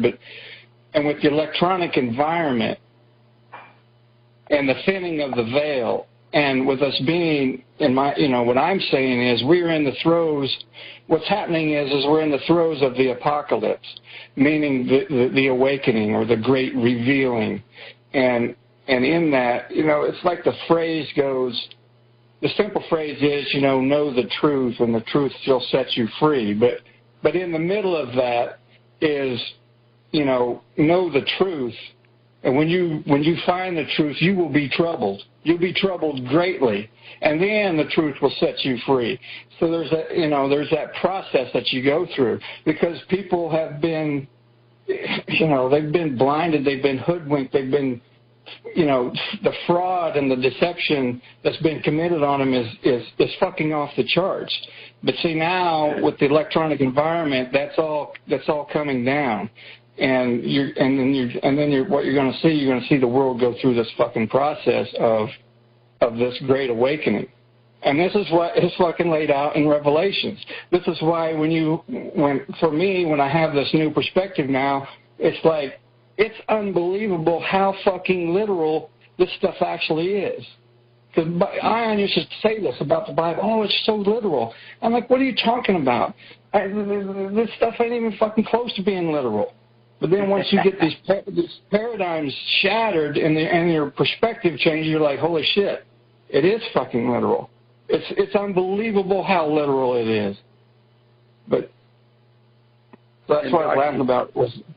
But the thing with conspiracy is that if you stay as a little man, your power is outside yourself, and you still think there is something else controlling your environment. Your outer kingdom is not affected by you and your power of creation, but by bigger powers. Okay, well let me comment on that right there. Here's what I would say to that. It's like, let's say, I'm running around here and I say, I'm free, right? I'm coming into my power and I'm free and this blah blah blah blah. Then something happens and then all of a sudden I realize, well, wait a second. Based on my world and how I live, the fucking opposite is going on. I ain't fucking free. I'm enslaved. I'm a fucking slave. That's what's going on. But see, there has to be, and for me, there has to be that awakening. There has to be that realization. Because if you're a fucking slave and you think you're free, what are you going to do about it? You ain't going to do nothing about it. You're just going to keep going down the fucking rabbit hole. You're going to be running around, keep going around and around in the rat race. But once you realize that you're a slave, that you've been a slave, well, see, now when Ion says, hey, come back in your place of power, now it makes sense. Now I realize I'm a slave, and now that I do realize I'm a slave, I can change it. I can do something about it. You see what I'm saying? And then I can come, and then I know the difference between, I really know the difference between power and authority other than some silly fucking cliche saying about it.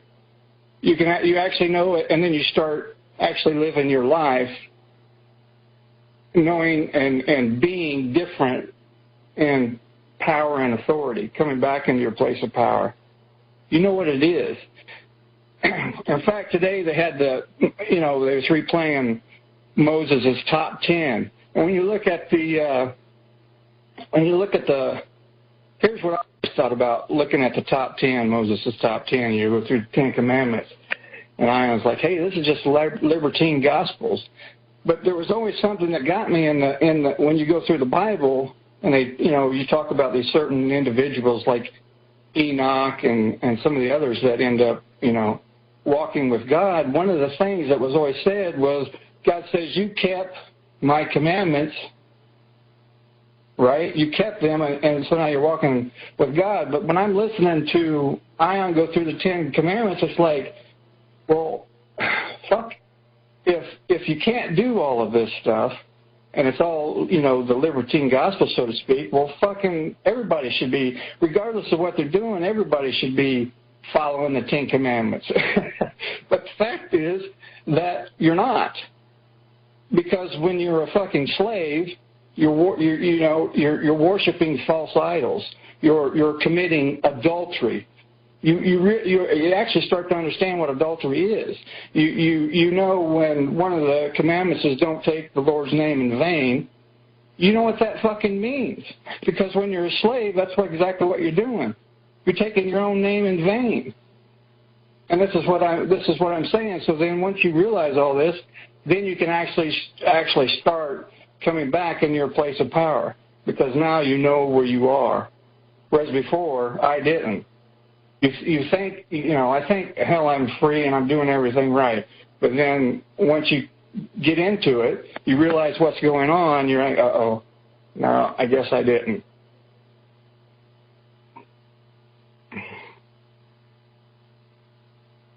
Any comments? Hey, Roxy, I'll say this. Brian is able to say what he said today, just now, because Comenius lived, the Vortices lived, McLuhan lived, and Zappa lived. That made Brian come to this awareness. Oh, okay, and so explain that. Explain that? Yeah, just simply explain, because those individuals that you just named lived, I was able to say that. Was it because of... Because they anticipated ion. They anticipated iondom. And it's iondom that changed you. And our thesis as we explore Zappa is to show the prefigurings of iondom, which I don't think Zappa fans will accept what we're saying. But we're going to say it anyways and do it for many hours, so that we're up to 80 hours now, over 80 hours of this thesis.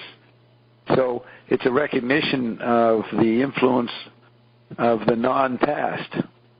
on your future, on your non-future, in the non-present. And you didn't hear me earlier. I was describing the environment. The Android meme qualities today have no present. There's no present happening. That's why everybody's recording everything, hoping that there is a present to be recorded. And those ideas included in Wyndham Lewis and Zappa and McLuhan. Comenius, I'm not sure if I can say Comenius was fully aware of what was coming, but he certainly tried to balance what he had to work with. So he showed the balanced perspective. You want to say anything to add to that, Roxy, or are we finished with that topic?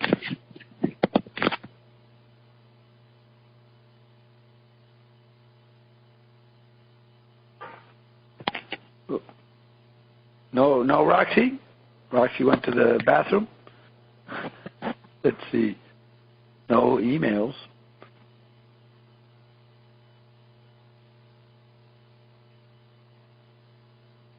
We're waiting. So, Brian, we normally have Bert here, and Bert is laid up. He can't make it tonight. So we're going to have to move into some other aspects of Zappa. If we get Roxy back, I don't know where she is right now. Yeah.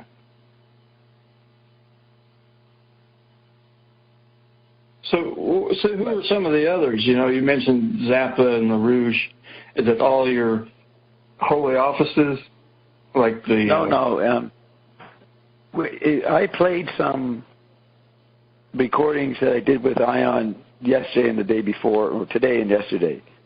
At the end of the music, I recommend you listen to them because a good chunk of the topics were evoked by Roxy's searches into some of the interests of Zappa, and it led to this whole new information. And so she brought in Comenius, who I didn't know. And Comenius lived in the, say, 1640s and 50s. And so Comenius was added to what I was already talking about: Wyndham Lewis, James Joyce, Ezra Pound, T.S. Eliot, and W.B. Yeats. And then we added Zappa to that and McLuhan. And then Roxy likes to mention my part here and there. And then we say it's completed by Ion. So your statement tonight is an example of what we have. Okay. I want to be clear. All the names you just named, you're lumping them into what category now? What's the category you're lumping them into? People explaining that the apocalypse is a daily act and involves not being aware of the environment you're in, and then creating a counter environment to the environment that's duping you. That's what's common between Comenius, the Vorticists, and McLuhan, Zappa, and Ion. Mm-hmm. But it's not limited to those individuals. Pretty well limited to them. Why emphasize people who weren't as dramatic, weren't as revolutionary, weren't as effective? But what about the founding fathers of the United States, like Jefferson and Washington and Adams, and are they not considered in that category, or is that something different? No, that's what Ion. Yeah, Ion brought them in. Now, Zappa, we have a video of Zappa trying to retrieve the values that those people represented. He does it in an ironic voice, though. But I would say those characters, Henry VIII,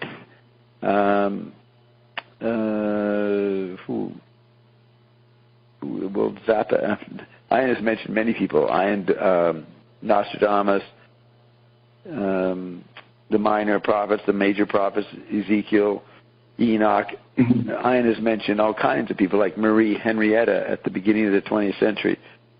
Ion has completed what Zappa and the Vorsists were on about. It's just that the Zappa and Vorsists were ahead of their time. They were expressing the ionic, decades before. And, what are they about? They're about the making of the environment. So they actually include everybody. The Vorsists, the Zappa, the McLuhan, the Comenius, they included the idea of everything, anywhere, all the time, for no reason at all. So what would you say the process is of creating your environment? What does one do? What did Zappa and all of them that you mentioned, what do they say an individual does to create their own environment? They explored the new technologies. Remember, Zappa's band was called Mother of Invention. And they all look at the present and figure out the limitations that were inherited from the past that don't acknowledge the changes that the present is bringing forward. The present. They're not science fiction projecting ahead to the future. They do make science fiction art forms. People think they're science fiction, but they're just describing the present. And then Ion comes in to say that they've always been the present of everything so far. And we're in a world now where the present doesn't exist. That's why Ion has come forth to create a non-present vibrancy, or not limited to time, not limited to the past, present, future continuum. Right.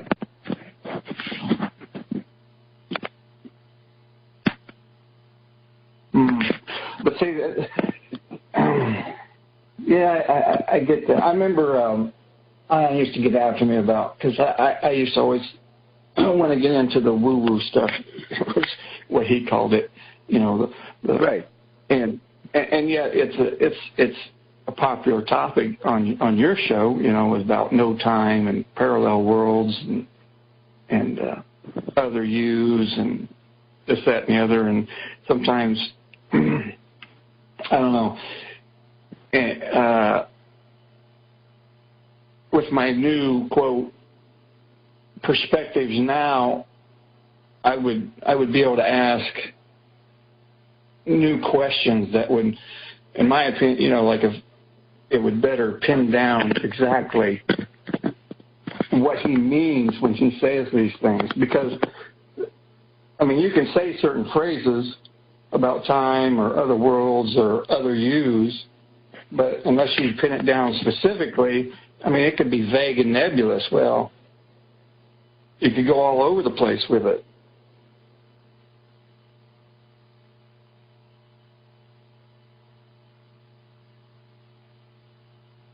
All I can say is I know what it is for me now in this place. Now, that doesn't mean that's the way it is forever and ever, just right here, right now.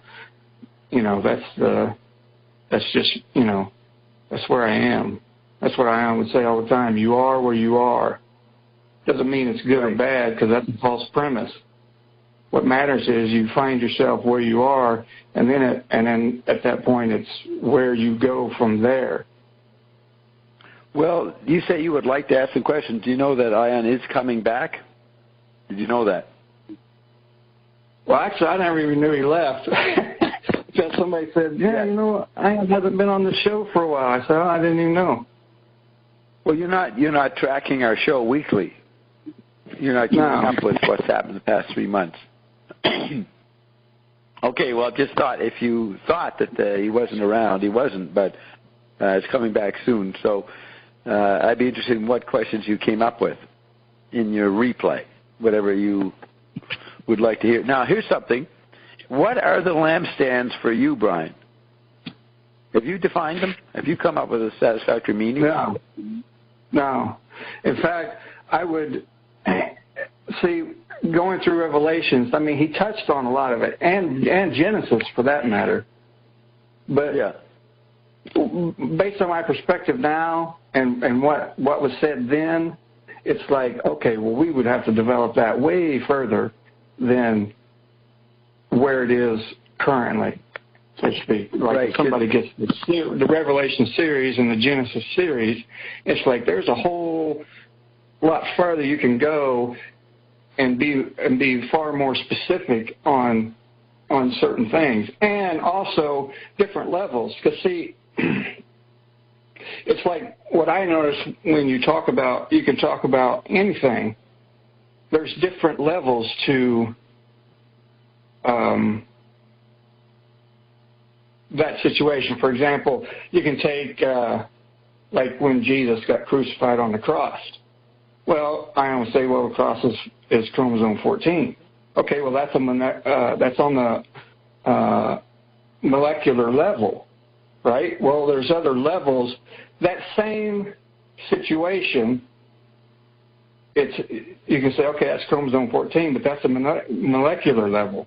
Well, you can go on out to, whatever level you want to, and this is what it means based on a different level. So you got molecular, cellular, all the way out to what we don't need to go into it, Brian. We've got to get back into Zappa. So here's what Ian said. Told me the other day that Brian still hasn't figured out the lampstands. So why don't you, when Ian's back, would you come in and start asking? Because it'd be like you asking over again. I invite you to have the microphone and see where you can get with it. Mm-hmm. Yeah.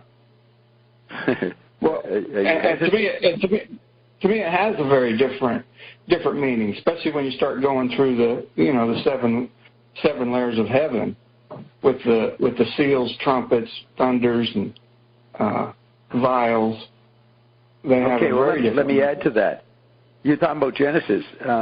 Roxy's been listening to Genesis a lot, and she's been inspired by things said in Genesis to bring in Comenius and Zappa and the Vortices and McLuhan.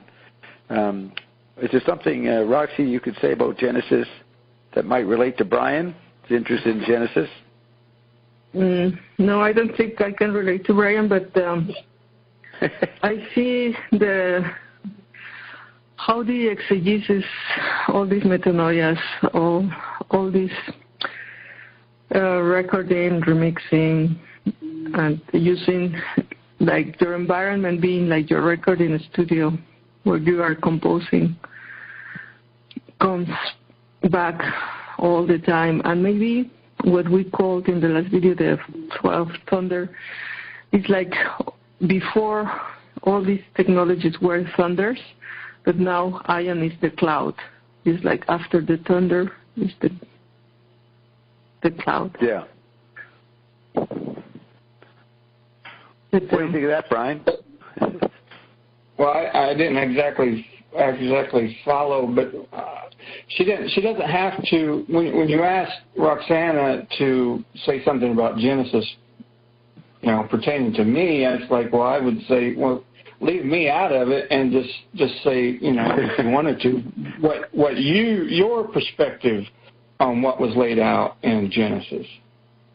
I just said it. Yeah, I guess I should have. Let me say this, Yes, it's like, I should have said it this way. For example, the Finnegan's Wake, it's another version of the Genesis. And the work of McLuhan is another version of the Genesis. And you have both the importance of the word, of the logos, and the chemistries, and the division of day and night, and all these things. And I see that the non-physical has been putting these ideas in many different formats so that we finally get it with Ion explaining the real meaning of all these things being said and making us aware of the vortex and of the theme? Roxy, isn't there a theme in Genesis that you see developed in Comenius, Zappa, and Finnegan's Wake, and McLuhan? There was some theme in Genesis, some aspect of it. Was it the vortex? What was it in Genesis? Well, the technologies. Technologies, right. The thunders. Yeah, and we speak in thunders, like in antiquity, people believe God speak with the thundering. And these are all metaphors about the way we create. McLuhan said, the logos is not only the language, the words, but all type of human outerings, objects and technologies are also part of the communication. And they be understood as words. And spells. Casting spells. Yeah. The spell casting is part of the effect of the medium. The medium casts a spell and creates a certain distortion, a bias. Right. Well, we talk about words, we talk about language, and writing words. Right. Writing. When you write words, you spell the words, spelling, casting spells, and I think that's the reason.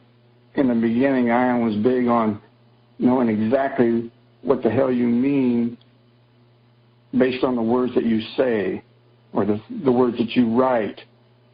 Now, he never come right out and said anything about casting spells, but from when I've gotten into it, makes perfect sense. Well, the thing with alchemy is like we forgot when we fell. And there was this sort of remembrance that we create somehow with words.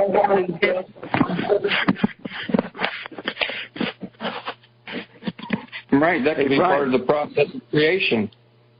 When you create with words, you're part of that creation is casting spells, and you don't know it. This alchemy was like a distortion of the real chemistry that is the I cell and the real power of your logos, of the composing with words, with frequency. What's the word you say? Are you saying lotus? Logos. Logos, okay.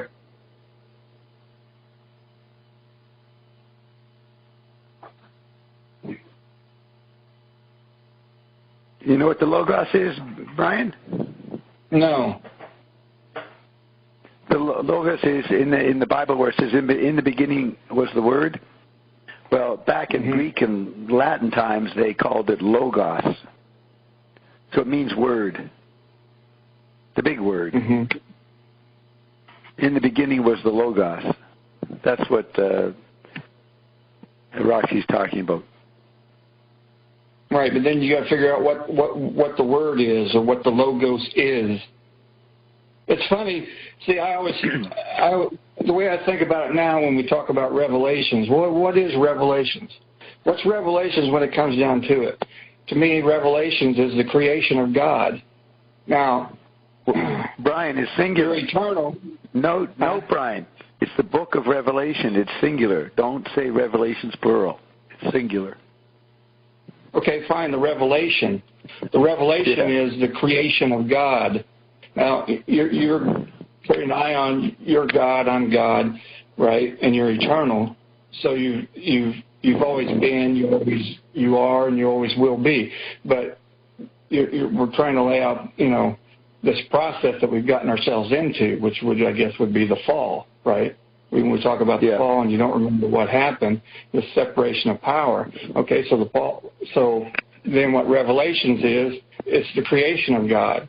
And then you're going from Revelation, the creation of God, to Genesis.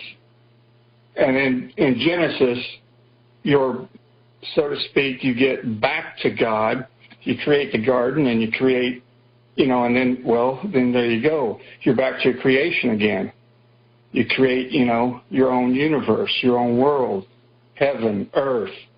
You form an image of yourself from the dust, and then you breathe life into it. Okay, that's all fine and dandy. As I was saying, beautiful words, Brian, but it couldn't be hardly further from the truth. Anyways, we got to start bringing Zappa in. Now, Roxy, have you got another hour? Is that what it is? An hour and 20 minutes? According to your schedule? Oh, yes. There she is. I think she. Oh, okay, you're here. So you've got another hour. Okay, let me just see if Bert, did you come in, Bert? Bert apparently can't make it, but someone just came in the style of Bert. So I guess that's not Bert. So Brian, thank you for your treasure of wisdom. I'm going to mute you. We're going to go into some Zappa details, which you may not be interested in, but we will try to relate it to what you're saying, because Zappa has a beginning of the universe scenario. He has a genesis in his creations. He's talking about a sofa and a squat the pig. Right. That was. And the only thing I would say is that the beginning is a false premise, but the beginning is only the beginning based upon the fall, the separation. That's all. But do you now, with your expanded awareness, do you see the Bible as actually a document? Yeah, that's exactly what it is. That's exactly what it is. No. What was I going to say? Here's what it is. It's a document for the little man. Do you agree with that? Well, fuck yeah. Hell yeah, that's exactly what it is. And then people, they talk about the Bible and they say, oh, the Bible's all fucked up because it's all about fucking blood and guts and people getting this, that, and done to them. That's exactly what fucking happens. They're telling you straight out exactly what happens once you separate yourself from your power and then you go through this process of getting back. It's not fucked up. Those are perfect words, in my opinion, what you just said. Yeah, it's a documentary of the effects of life as a little man. Yes. Okay, well, good. All right, so Frank is updating that, and I'm going to go into some materials from Frank that's for those that are into Zappa. So I have to mute you, Brian, so that we Finally. Yes, Roxy, let's be polite. Brian brought in a couple people. It was fun engaging with you again. I look forward to it soon. All right. Well, if you hang out, I don't know if you will be hanging out, but I'll be available in an hour or so after Roxy's gone, and I'm going to play some more Ion.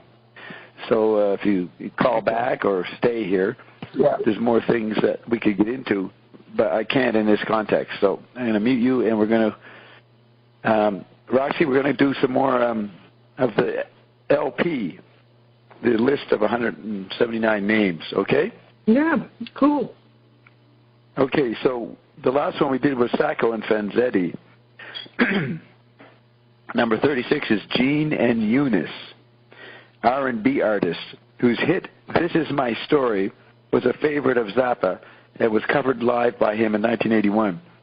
I don't know if we might have mentioned this, but This Is My Story, that's an archetypal statement. That's what Brian was telling. That's what I'm doing. That's what you're doing. We're telling our story. Yes, and this is very interesting because in a way he's telling you, you get educated everywhere. And when he's presenting all his gurus, all his influence, all the things he had been curating to pass it on to you. Like Ion says, you're presenting the information for people to engage it, but that's the only thing you do. You're not telling them you have to do this or that. Yeah, you're telling your story. Leonard Cohen has a song from way back, and this guy's hanging out with the gods, and he says, could I sing my song before I turn to gold? That's what the little man does. Little man expresses himself. Little man must say his story before he goes into the silence, goes into the anonymity of the ascended. And so you have modern media you now have the function of media. The extension of storytelling itself has come alive. That's the end of a meme. It's storytelling itself. The process of storytelling is now providing the opportunity for you to tell your story. You get that? Right. Okay, 37. 37 is Robert Kraft. Do you know anything about Robert Kraft? You recognize the name? No. He was an American conductor known for taking on a number of modern classical works, including the likes of Flores and Pierre Boulez. Frank Zappa appreciated his efforts, even though he publicly complained that the performances by Kraft were sometimes inaccurate. So that's part of the reason Frank exists. He's going to correct somebody. So he lists someone who had the influence of doing inaccurate performances. Yeah, that's interesting too. Yeah, that's technical information. He's going to show us how to be a satellite conductor. Right. Like, you're not doing it right. and so that's an influence on Frank. It's not that Kraft is bad, but that Kraft had set a standard that Frank feels should be corrected. So Frank is motivated by Robert Kraft. And 38 is Carl Greenhouse. It says, unverified personage, thought to be an Los Angeles area club owner. He may have been a partner along with Whiskey A Go-Go owner Elmer Valentine in the Trip Club, at which the mothers opened for Andy Warhol's Exploding Plastic Inevitable show, featuring the Velvet Underground in 1966. Next guy, Dave Ernie, A-E-R-N-I, bass player who worked with Zappa at PAL Recording Studio in Cucamonga. That's the Paul Buff studio. You notice in that documentary of the suburbs around L.A. on Ontario that I sent you the other day, showing they tried to make this movie, interviewing people who knew him before he went to L.A. One of the guys they showed was Paul Buff, who looked like a little dwarf, an amazing-looking character. I spoke to him on the phone back in '99, but he certainly didn't look like what I expected. Do you remember that guy? The one with the weird... he looks like Rumpelstiltskin. Yeah, exactly. That's a good point. He could be... He created the environment for Zappa. And he could be the Rumpelstiltskin behind Zappa. You know, that's a very good image of him. Yeah, I think that's what I didn't get. I was looking, I said, what's this guy, a dwarf, a fairy? But I didn't realize he's Rumpelstiltskin. He's actually, if I look like him, I'd be embarrassed. It'd be tough to walk around looking like him, considering the way people judge your appearance. And that he was a genius in the recording studio. He trained Frank a lot. And he made a nice statement. He said, I influenced Frank, and Frank influenced me. Yes, so and Dave, that's the thing with Zappa. It's amazing how he wanted to share what he discovered, not like a more than teacher, but just to create with everybody, to compose with everybody. And there's another video which I found very interesting, how he will ask this guitarist and percussionist, I always forget the names, and to come over and play with him, and he will tell him, I'm going to teach you a song. And he will start playing, and he will learn that part. And after 2 years, he will then say, oh, do you remember that song? Yes. and Frank will say, not really, I forgot, but this is the next part. And he will teach him the next part. And that will go on and on and on for years. This dialogue. That was Steve. The musician was Steve Vai, V-A-I. Steve Vai. And he was doing that with everybody. Like, his interaction was also a type of learning and teaching. He will learn from everybody and teach everybody. And that's how you engage. I agree. Yeah, it's like he had something to teach you in 1975, and if you show it in 1985, he had something to teach you, but it wasn't necessarily connected to the period 10 years before, though it could be connected because there was the conceptual continuity. But so Frank was always had something to engage you with. Yes, and actually he also saw that he had to intervene the most environments he could, and he would see his interviews and his broadcasting in any type, in any form, as part of his pedagogical efforts to make you understand the vortex. Yeah, that's why he was outraged in Rolling Stone magazine. He said, "You guys are presenting me as an entertainer. I'm not an entertainer." That proves and so pedagogical point. His television appearances, his interviews, his performances, all his recordings, he always recorded all his concerts to remix, but also as part of his pedagogic enterprise. The project object. All his writings. Yeah. Right. The project object, so he's got the word object there. Carolyn Guertin says object is obsolete, but I think Frank knew that. He also had another term, event/organism. An event, but it also was an organism.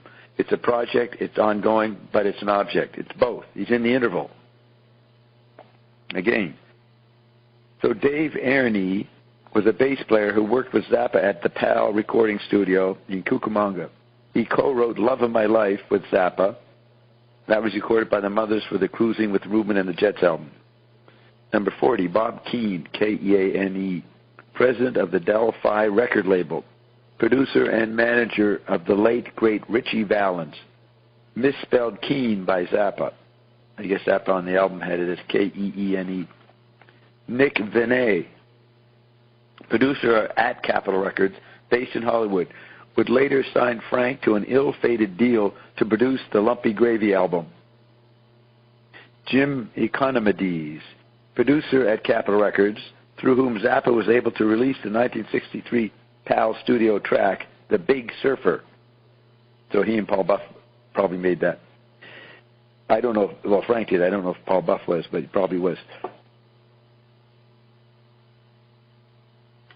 That same year, in 1963, Zappa pitched some of his more standard commercial tracks to Jim Economides, who rejected them. So this guy, he turned Frank down, and he makes the famous list.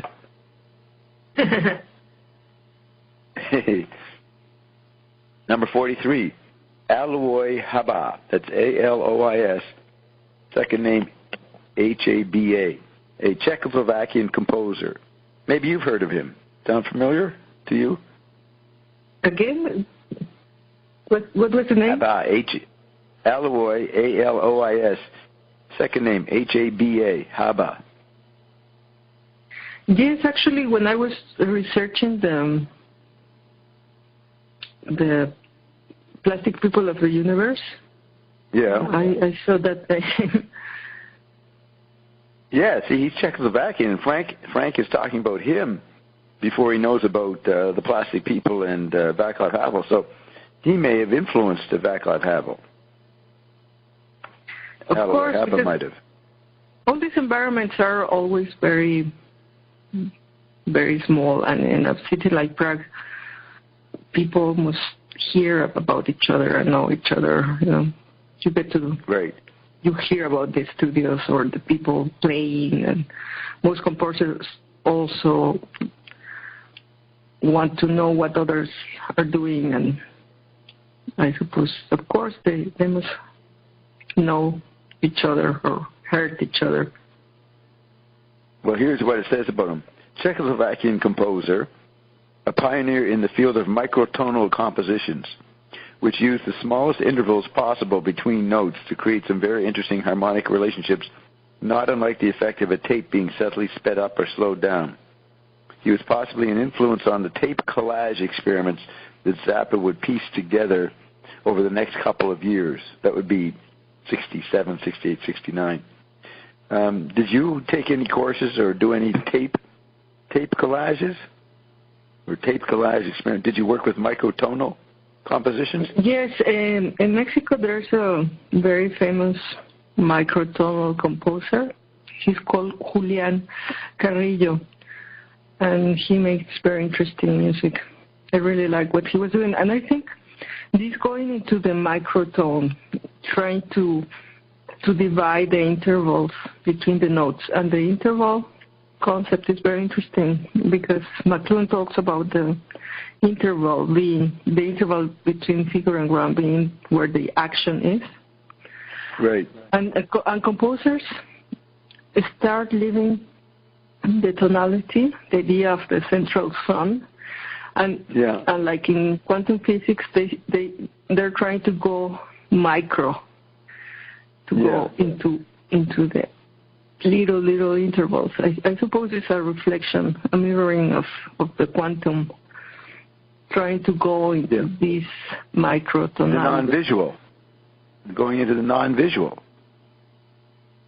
Yes. Even though it sounds, it's still visual. It's just tiny visual. The Mexican guy, were you talking about the guy who does the player piano? No, that's Konrad Nakarov. That's actually American. Nankaro. What was the name you said? Julian Carrillo. Oh, okay, Julian Carrillo. Okay, number 44, Leo Ornstein, American composer and pianist, a major player in the early avant-garde musical movement. His use of the tone cluster, a dense-sounding chord made up of 3 or more consecutive notes in a scale. That was a huge influence on Zappa, notably in his piano compositions. The tone cluster would go on to become an important part of Zappa's compositional insignia. Have you noticed the tone cluster in Zappa? Yes. He will, for example, there were moments where everybody in the band would play like a big, amazing chord. Like in this second, everybody plays this big chord, like very complex harmony. Like he will make a sign and everybody will have to be there. Boom! And he will make this in the middle of the solo. He will make this. No. It's like a chord is different tones played at the same time. Okay. So usually, what's the category? You have 3 notes in a chord, but there are more complex chords, and he will create chords like everybody here, boom. Right. Designs. So this guy, what did he do? Let's read that again. Leo Ornstein, his use of the tone cluster. So what you're calling a dense-sounding chord made of 3 or more consecutive notes. The cluster. That's the way they're called, clusters. So Frank would get the band individually to do clusters. Well, the whole band was doing a mega cluster. You know, instead of just, for example, the keyboard playing this chord of 3 notes, he will make everybody to play a note to make a mega cluster chord. It has to be 3, but it can be way more. A dense sounding chord or 3. Like many notes at the same time. So as much as you can. It's a cluster. It's like a very complex chord. Have you ever heard of Leo Ornstein? Maybe. The name sounds familiar. Right. I mean, you might have had it in your studies, right? A teacher might have mentioned him. Yeah, so it's like you heard so many people. It's like, So, number 45 is Elvis Presley. says the first major white rock and roll singer to rise to prominence, and one of the most important and influential figures in the history of popular music, now commonly referred to as the King of Rock and Roll. That's Elvis Presley. 46, Barry McGuire, American folk singer who had a #1 hit the previous year, that would be 1965, with the doom and gloom anthem Eve of Destruction, written by P.F. I wanted to interrupt and go back to Elvis, because in the media it was like it was not about the music and Elvis, but it was mostly about his pelvis and his dancing. Yes. That made him famous or prominent. So that's, McLuhan says, teenage music, which in his day would be rock and roll, and then rock, was an environment, not music. So you're just proving it. They made a big deal out of his body language, not his music. It was more than the music. For example, my mother used to tell me that in Mexico they will not show Elvis from the waist down because they found it too sexual or too aggressive. They will just show the face, and she was curious to see how he danced. What was the big deal about his dancing? They will not show it. And she would be a young girl at that time. Did she ever get to see it? Yes, after a while they have to. But at the beginning, they will not show it. But everybody was talking about it. But they will not show it. That's what rock and roll is. It's mixed media. That's the thing. It's not... Everything since World War II or since rock and roll is not music per se. That's why McLuhan said rock is not meant for listening to. It's for pressing up against. For what Zappa calls bone conduction. Well, that's the name, rock and roll. It's actually engaging in coitus and sex. Yeah. Right. Rock and roll. So the teenagers insisted that they were engaging in music. They wanted their parents to like music, to like their music, and say, we've got talent. But the teenagers didn't listen to the only adult who corrected them, McLuhan. You guys aren't yes, and we have to think that for many centuries, dancing was the only way young people had to approach each other. It was forbidden to be close. And I was watching a documentary about dancing in the Renaissance, and they were saying, you have to be aware of the smell of the person. Maybe you can see if this person is clean or not, of their conversation, if he's educated. And, dancing served like a dating chat line. In this moment of dance, you have to be aware of many things and see if this person was worth of further engagement. Right. So that would be not just for moving about. It was a form of spying. So that they actually were using music for more than listening to. Yes, it was the only way people could approach each other until very, very recently. Right. All right, that's a good point. So we retrieve medieval communication there in rock and roll. At number 46, we were doing Barry McGuire, American folk singer who had a #1 hit the previous year with the doom and gloom anthem, Eve of Destruction, written by P.F. Sloan, a songwriter who is pictured on the inside of the Freak Out album cover. So this friend of Barry McGuire was a friend of Frank's and was on the album cover. He went on to become a successful Christian singer-songwriter.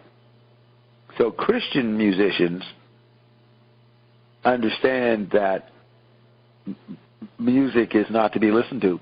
It's to be a form of propaganda. Or they don't get that, and they think the message that you're actually supposed to listen to modern music and have a Christian message. So hard to tell which side they're on there. Mm. If they understood that rock, and this Christian rock, was not a message-generating thing. Maybe that's why people don't like Christian rock. It's defeating what rock is about. Rock is not a verbal semantic message. It's an environment. Yes, and somehow McLuhan had this idea that it's not possible to be religious in the electric environment. Right. Well, he said you couldn't be ethical. You couldn't have ethics. Now, he said we were moving into a great religious age, moving out of rational, print-oriented attitudes or sacredness, a different kind of sacredness. And it varies what he meant by a great religious age. Actually, Malcolm Muggeridge, Norm Mailer says, what, do you mean in numbers? And he goes, yes, in numbers. More and more people will be engaging religion. And he predicted holy wars. Now yes, because I see New Age as another type of conspiracy.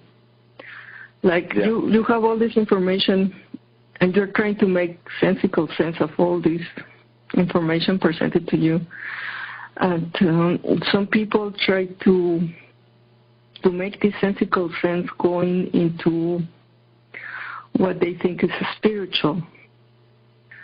And there is a lot of this retrieval of New Age and mystic and spiritual thinking. Like McLuhan said, we went east, but at the same time, it's not what McLuhan will consider real religion, the connection. Religion in Latin means to connect, religare, to reconnect. But the real reconnection is the I cell. It's the what? The I cell? The I. Yeah. The I? Or you say the I? Or I cell. Yes, I cell. Connect. Yeah, I was just reading today, McLuhan didn't consider Buddhism or any of these other religions in the world as religions. Christianity was the only religion. So he was up against the global village tendency to merge and have an ecumenical movement. He actually was not impressed. And that would include New Age philosophies. So that one of the reasons I was reading in the Medium and the Light is that he thought the Pentecost was the most important part of the Catholic religion, which is the transmutation, the resurrection, and the transmutation of the body of Christ, which is actually the ISO. Right. Now, the Pentecost, is that part of Easter, or when is the Pentecost? What is the Pentecost? It's all about the resurrection. And okay. It's about Easter Sunday. Yes, the whole meme of the Mass is what happened in the last dinner. Right. Last Supper. The Last Supper. Jesus said, "Here is my blood, here is my flesh," and you take it to be transmuted into this and be reborn as Christ. Are you saying the Last Supper is part of the Pentecost? Well, the Pentecost celebrates this whole thing about the Last Supper, the crucifixion, and the resurrection. The whole bunch of it. Yeah, and all these ideas of the transmutation and the ascension is what McLuhan saw as the most important. And for humans, that he was aware that it was all about, he was doing this exegesis from the fall to the ascension. Right. It says here, in Christianity, Pentecost is celebrated 50 days after Easter Sunday, inclusively, i.e. 49 days with the first day counted, 7 weeks, hence its name. In Judaism, it goes into that. Pentecost falls on the 10th day after Ascension Thursday, 40 days after Easter. So, in the New Testament, Pentecost was the occasion of the descent of the Holy Spirit upon the apostles. So, the thing that Ion talks about, the period after the crucifixion, the ascension period, that's, Ion says, very important. So, the Pentecost is about that, right? About the important part. Yes, and I would see that as a metaphor of the non-physical reappearing and talking again. Right. And the possibility to engage the ISO to really get this transformation experience for real. It's not some type of belief or metaphysical idea, but it's true. It's real, this transformation. Yeah, it's an engagement. So, yeah, Ion does say that engaging non-physical the way we are able with Ion has never happened to humanity before. Very significant event, according to Ion. I mean, it's not channeling. And that's what we're saying. Everything humans have been doing is about this moment. That's the metanoia, the exegesis, and the things that were put in many different formats and remixed. Yes, and I hope the listeners are not interpreting us to sound like a cult. We refute this idea daily when we talk to the Spirit, Holy Spirit. But that's the thing. McLuhan helped us to understand how this genesis of technologies appearing and expanding on is part of this evolution. It's not a religion. Evolution of communication. Yes, it's going. I was thinking when Ian says in the beginning, maybe the beginning, the real genesis is the non-physical talking, the beginning of the creation of the new environment. Yeah, that's March 18th in terms of calendar. That's March 18th, 2009, when Ion started to talk. That's when Ion had arrived. The guff had maybe emptied or was really well on to emptying on that day. And then Ion spent a couple of... The Android name is trying to imitate God or humans. Right. We were trying to imitate this process of creation of the Genesis that is taking part now. That this is the real beginning. Yeah, I'm laughing at the image of all these preachers, lecturers, professors. They get up and they start talking to a group of humans. They're trying to be as great as Ion, and they're pretty puny compared to Ion's talking. They go for 30 minutes, and then they give up, and then they don't do it for another week, and then they try another 30 minutes. They take a stab at being Ion. Yes, because the thing is, what I like is it's not a cult, because it's not like you were saying, someday we'll arrive someday. No, it's like, okay, here it is, here are the technologies, and here is the thing. You can engage this information, you can engage this substance, and you will see it yourself. And here it is. It's a fact. It's not. Yeah, we don't have to do much.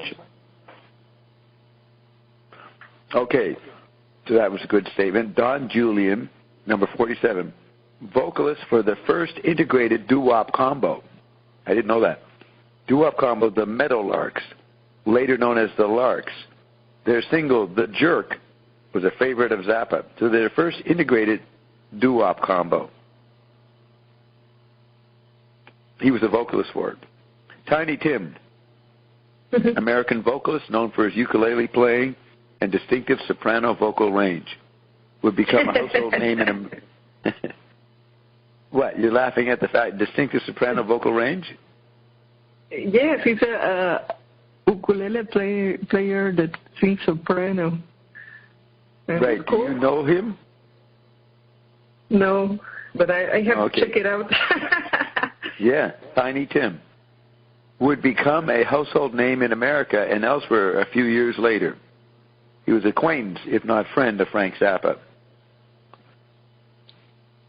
Yeah. Cord Wainer Smith, number 49, American science fiction and political writer. Frank Zappa once said that he would take his complete works, Cord Wainer Smith's works, to a desert island. Theodore Sturgeon, American science fiction writer, had many short stories published in sci-fi magazines in the 40s and 50s, magazines of which Frank Zappa was a fan. 51, Robert Sheckley, another American science fiction writer, whose work was a staple of sci-fi magazines in the 1950s.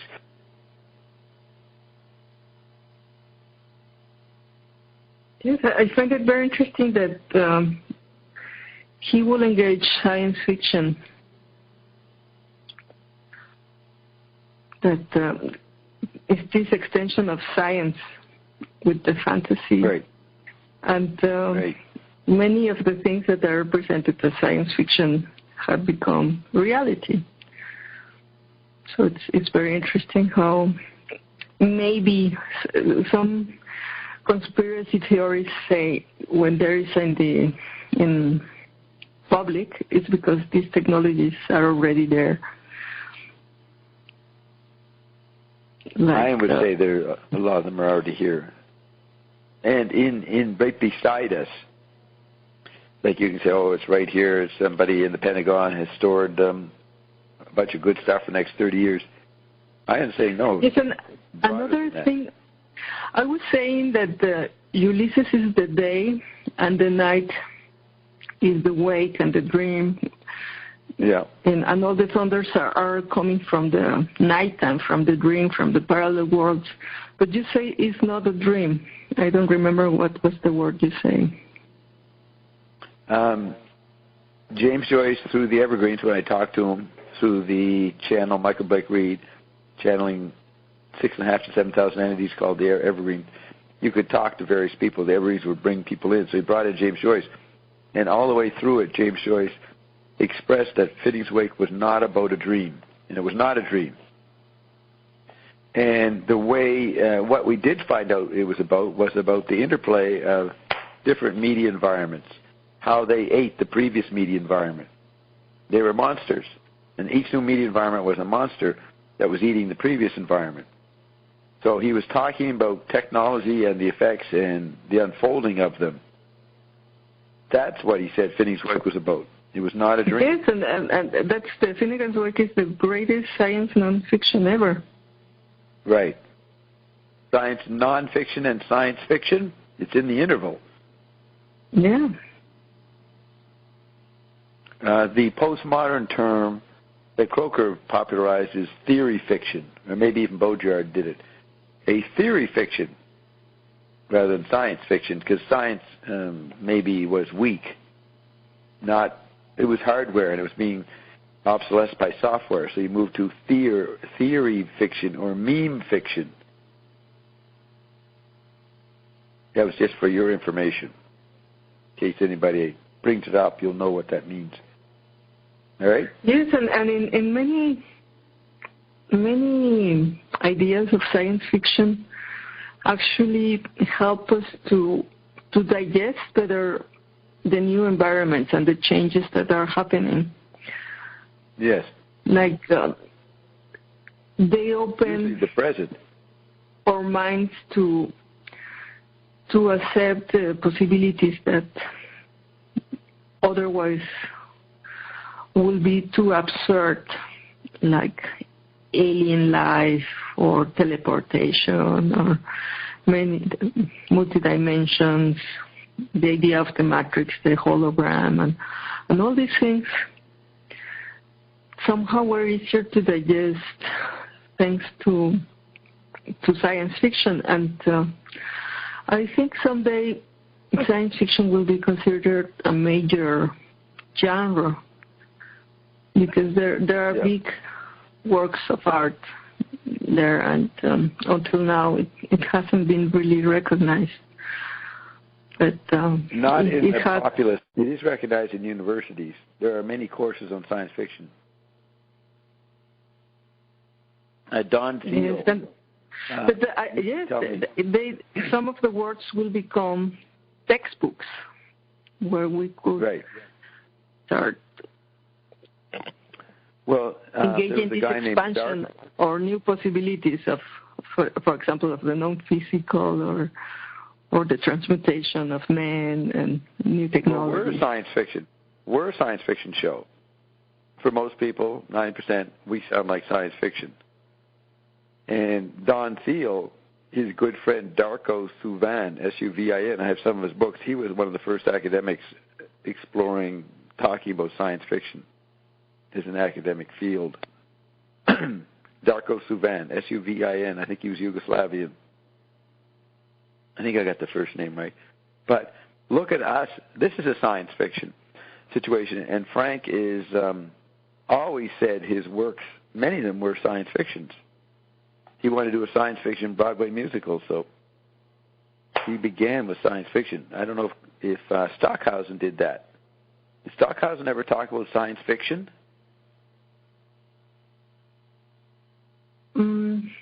Not really. He was more into the metaphysical and engaging technologies in the now.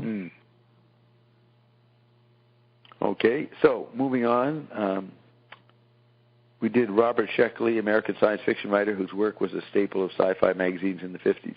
Randy DeWeese, friend of Frank Zappa during the period when he lived in Lancaster, California. Misspelled DeWeese on the list, D-E-W-E-E-S.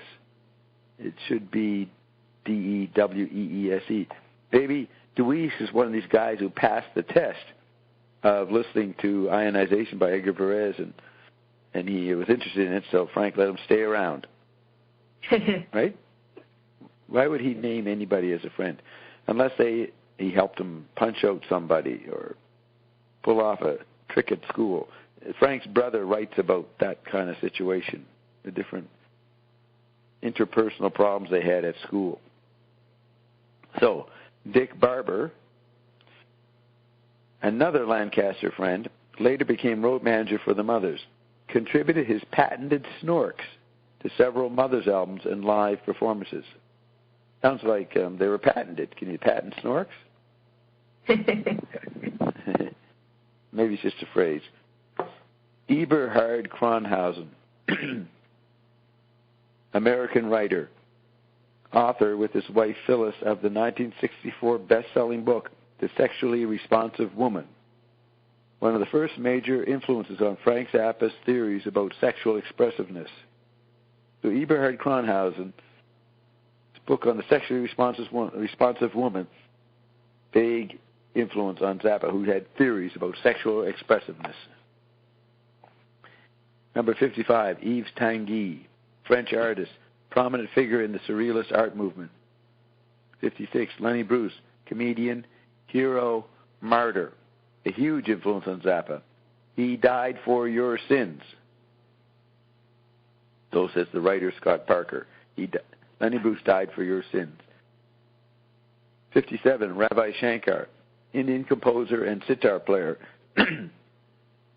Possibly the most famous and legendary sitar player in history. At the time, I can say something about... Yeah, go ahead. You do that. You do that kind of music. Well, there are like two types of classical music in India. One is called the Carnatic, it's from the south, and the Hindustani in the north. And Ravi Shankar was actually into the Hindustani, but the Hindustani has more influence from Tibet and Muslim cultures.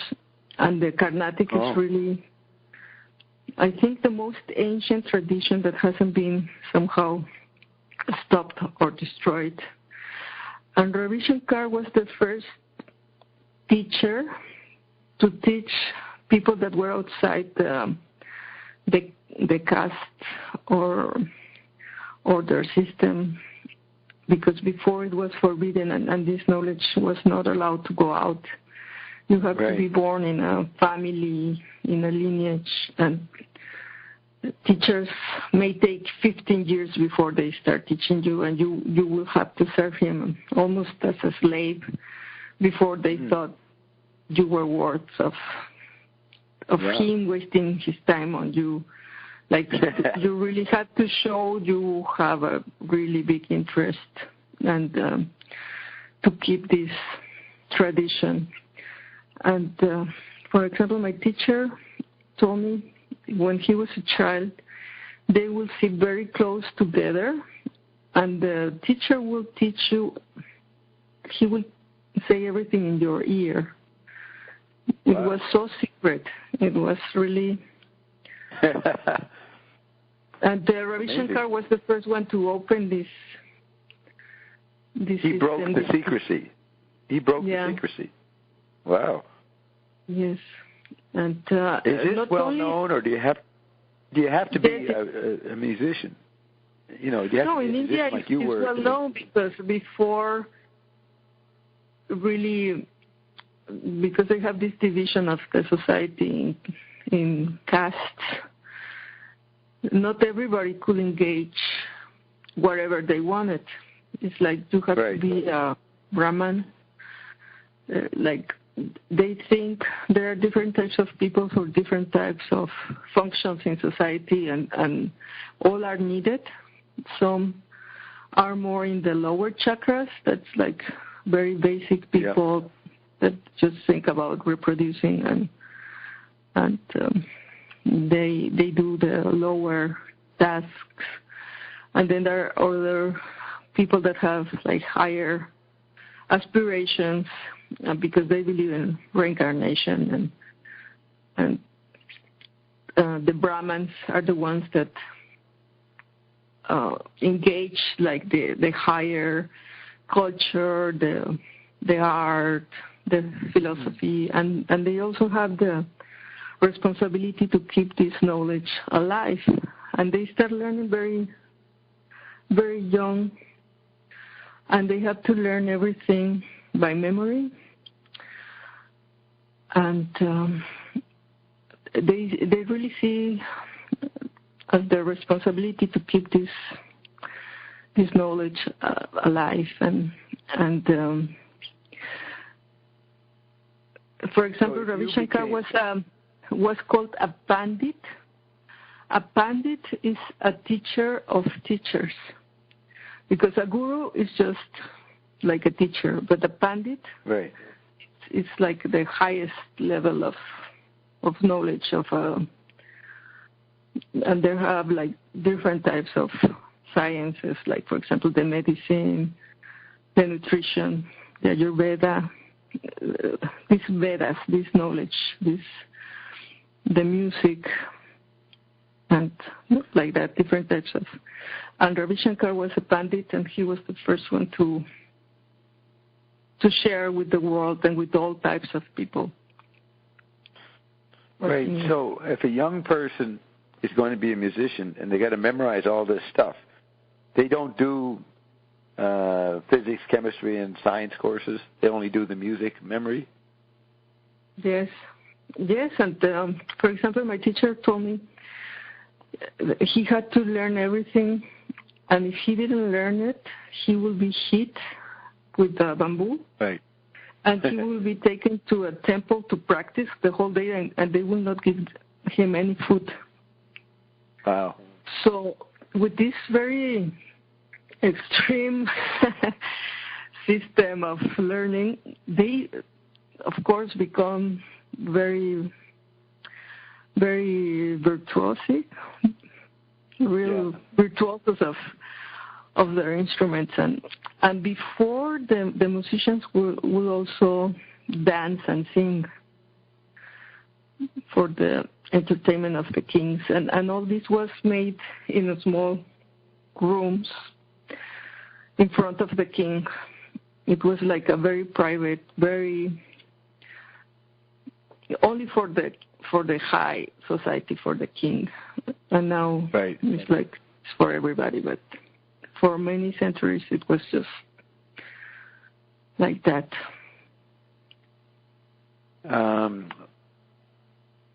Well, okay, that's so Zappa is honoring Mr. Shankar. Yes, and actually Ravi Shankar also learned dance before. I think he was better known when he was younger as a dancer than as a sitar player.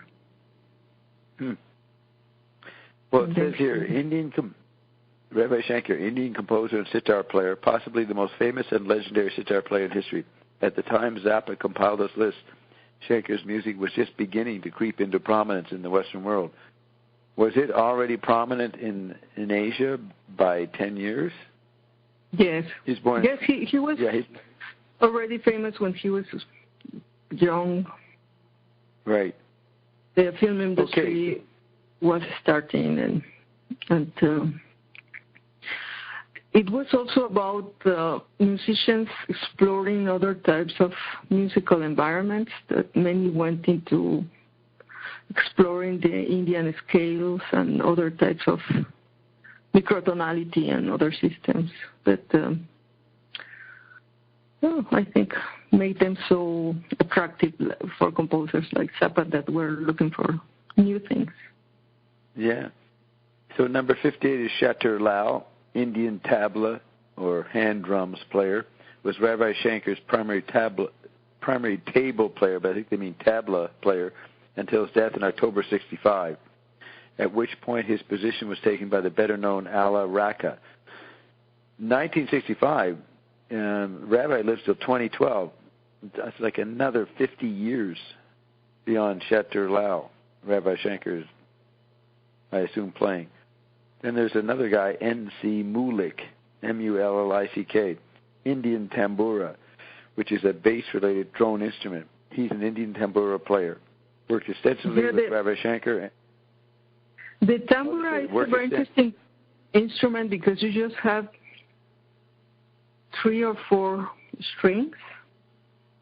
Mm-hmm. And in India, a song can last like 3 hours because everybody's improvising and they made shorter versions for the West that may last 1 hour.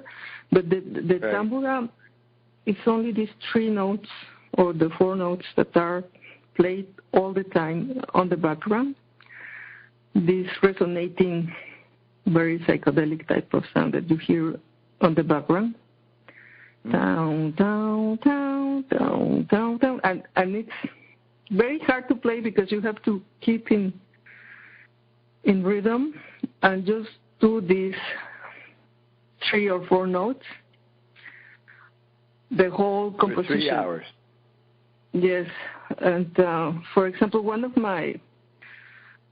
the parts of my training is like I had to do that for my teacher for his concerts, and we will play for an hour. For example, at the Indian Embassy. Yeah. I may have some videos of that, and it's very hard after like 3 minutes to concentrate. I just it's a type of meditation, like just to do that, and a kind of yoga. Yes, so it keep hurts the rhythm and do this monotonous. But that represents the frequency that is always there in the universe. They have the permanent. Yeah. I wonder. And then the music is like a cycle. Every time they turn around, there is a variation, improvisation. But it's like the things that are going on with the energy. I don't know how I will call it, with the cycles, with the vortex. But there is a frequency that is always there, and that's the thing with the tambura that represents the eternal background frequency, the big notes. Right. So the playing of it, it hurt you to do it, right? You had to do it for an hour. It must have been agony. Yes, after a while it somehow becomes autonomic. Like I will just be lost in the music and what they were playing because we sat very close together and they're so good playing that I didn't feel it was an hour, but of course physically you get tired. And for example, once he said, "Okay, we're finished," and I could not stand up because my feet were asleep. Right. Yeah. And we were at the Indian embassy, and he was like, "Okay, stand up. They're clapping." And I was like, "I can't. I don't feel my feet." So you didn't do yoga. If you did yoga, you'd be a bit used to it. So how many times did you not stand up? That only happened once? Yeah, it only happened once, but because of your position, like holding the instrument, they're small tambourines, but I had a big one, a big tambourine. Yes, after a while you get tired and you start feeling pain everywhere on the back and in your feet and in your arm. But you're swept along by the music, right?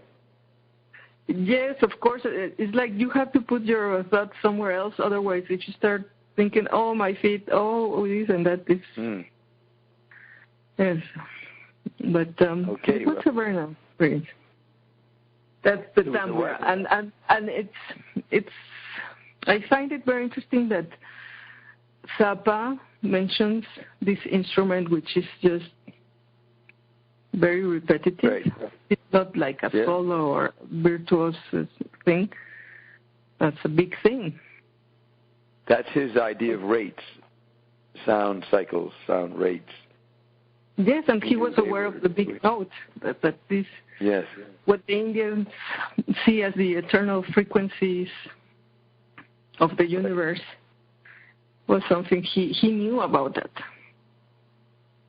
It'd be interesting what Ian says about putting your divinity outside of yourself, in sound. Well, I think it's just the fact that everything is frequency.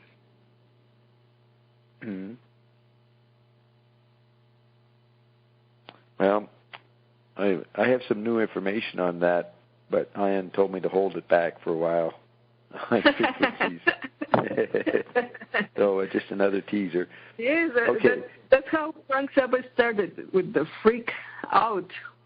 Right, good point. And Ian makes this fun with the frequency. Right, frequency. And then you have McLuhan writing Harold Innis talking about it's not amplitude modulation, it's frequency modulation. That's what he told Harold Innis. Mm. So number 59 is N.C. Mullick, Indian tambura player, which is a bass-related drone instrument. He worked extensively with Ravi Shankar and Shetar Lal. Number 60, Jules Pfeiffer, cartoonist for the New York newspaper The Village Voice, known for scathing condemnations of governmental policies in the 1960s. Also testified for Lenny Bruce at one of his inexcusable obscenity trials. So that's 60 names. We're getting close to halfway there. But I'm going to move on. Like, you got to go by what time? 20?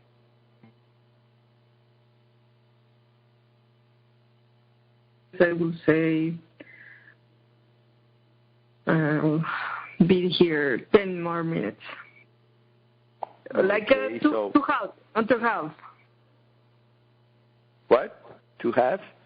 It's almost 8:20, so 10 more minutes. Right, you can only go till 8:30. Yeah. All right, so I was going to do the rest of that Life magazine article, but maybe Bert's not here.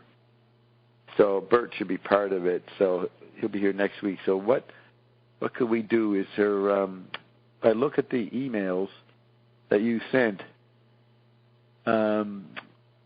Let's see if you covered everything you wanted to do. Well, maybe you can play the song of the plastic people of the universe, the Czech politician. Right, plastic people. Influenced both by Comenius, Komensky, as they call him in Prague, and Zappa.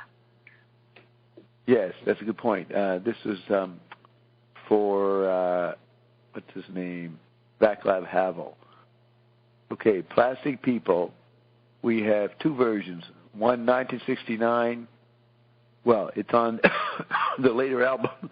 You can't do that on stage anymore, which features a public performance from 1969, but originally was on Absolutely Free 1967.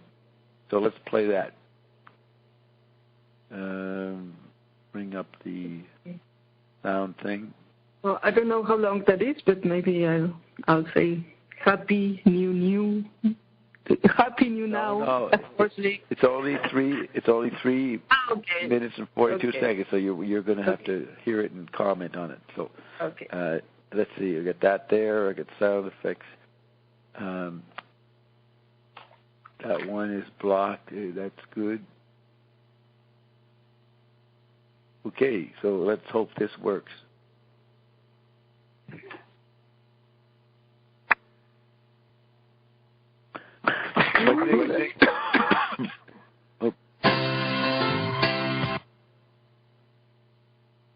What did you think of that? Cool. All right, I know you only got 5 minutes, but this is another. Let's see how different this is 2 years later. That was 1967. Let's see if this is much different. Okay, with 2 minutes left. Yeah, cool. Pretty neat. Have you ever heard that before? You think you ever heard that? I like it. Okay. Some of your people, you have to go. Little people, you have to go. Well, okay, so you're saying that to us. You're not leaving, we're leaving. So you don't want to be a plastic person, and you have to go. So you're telling us we have to go. All right. No, I have to go. And all the plastic people, all the little people that don't want to accept this education of perception, of resetting of yourself, and the non-physicality, had to go. Yes, we should get Ion to sing this. Yes, I think this would resonate with Ion. This is a song about get happy or get out. Yes, that's right. Plastic people, awesome. You have to go. Yes. Again, Zappa anticipating Iondom. Once again. Of course. Okay, so maybe I'll play one more song while we get ready to transition into other portions of the program. I'll see if here maybe someone will want to talk. Other frequencies. Yeah, frequencies. Okay, man. Thanks a lot for helping us get through the last few hours. Your treasury of your wisdom was well worth it, especially the Shankar knowledge. And we'll talk to you soon. Yes. All right, thank you. Happy New. Oh, yes. Happy New You. Well, that's new. Happy New Now. Yes, that's a good one. I just say Happy New. But, yes, New You, New Now. Okay, I will try to come up with an interesting thing. Frank Zappa. Now you see it, now you don't. I don't know what that is. Let's see.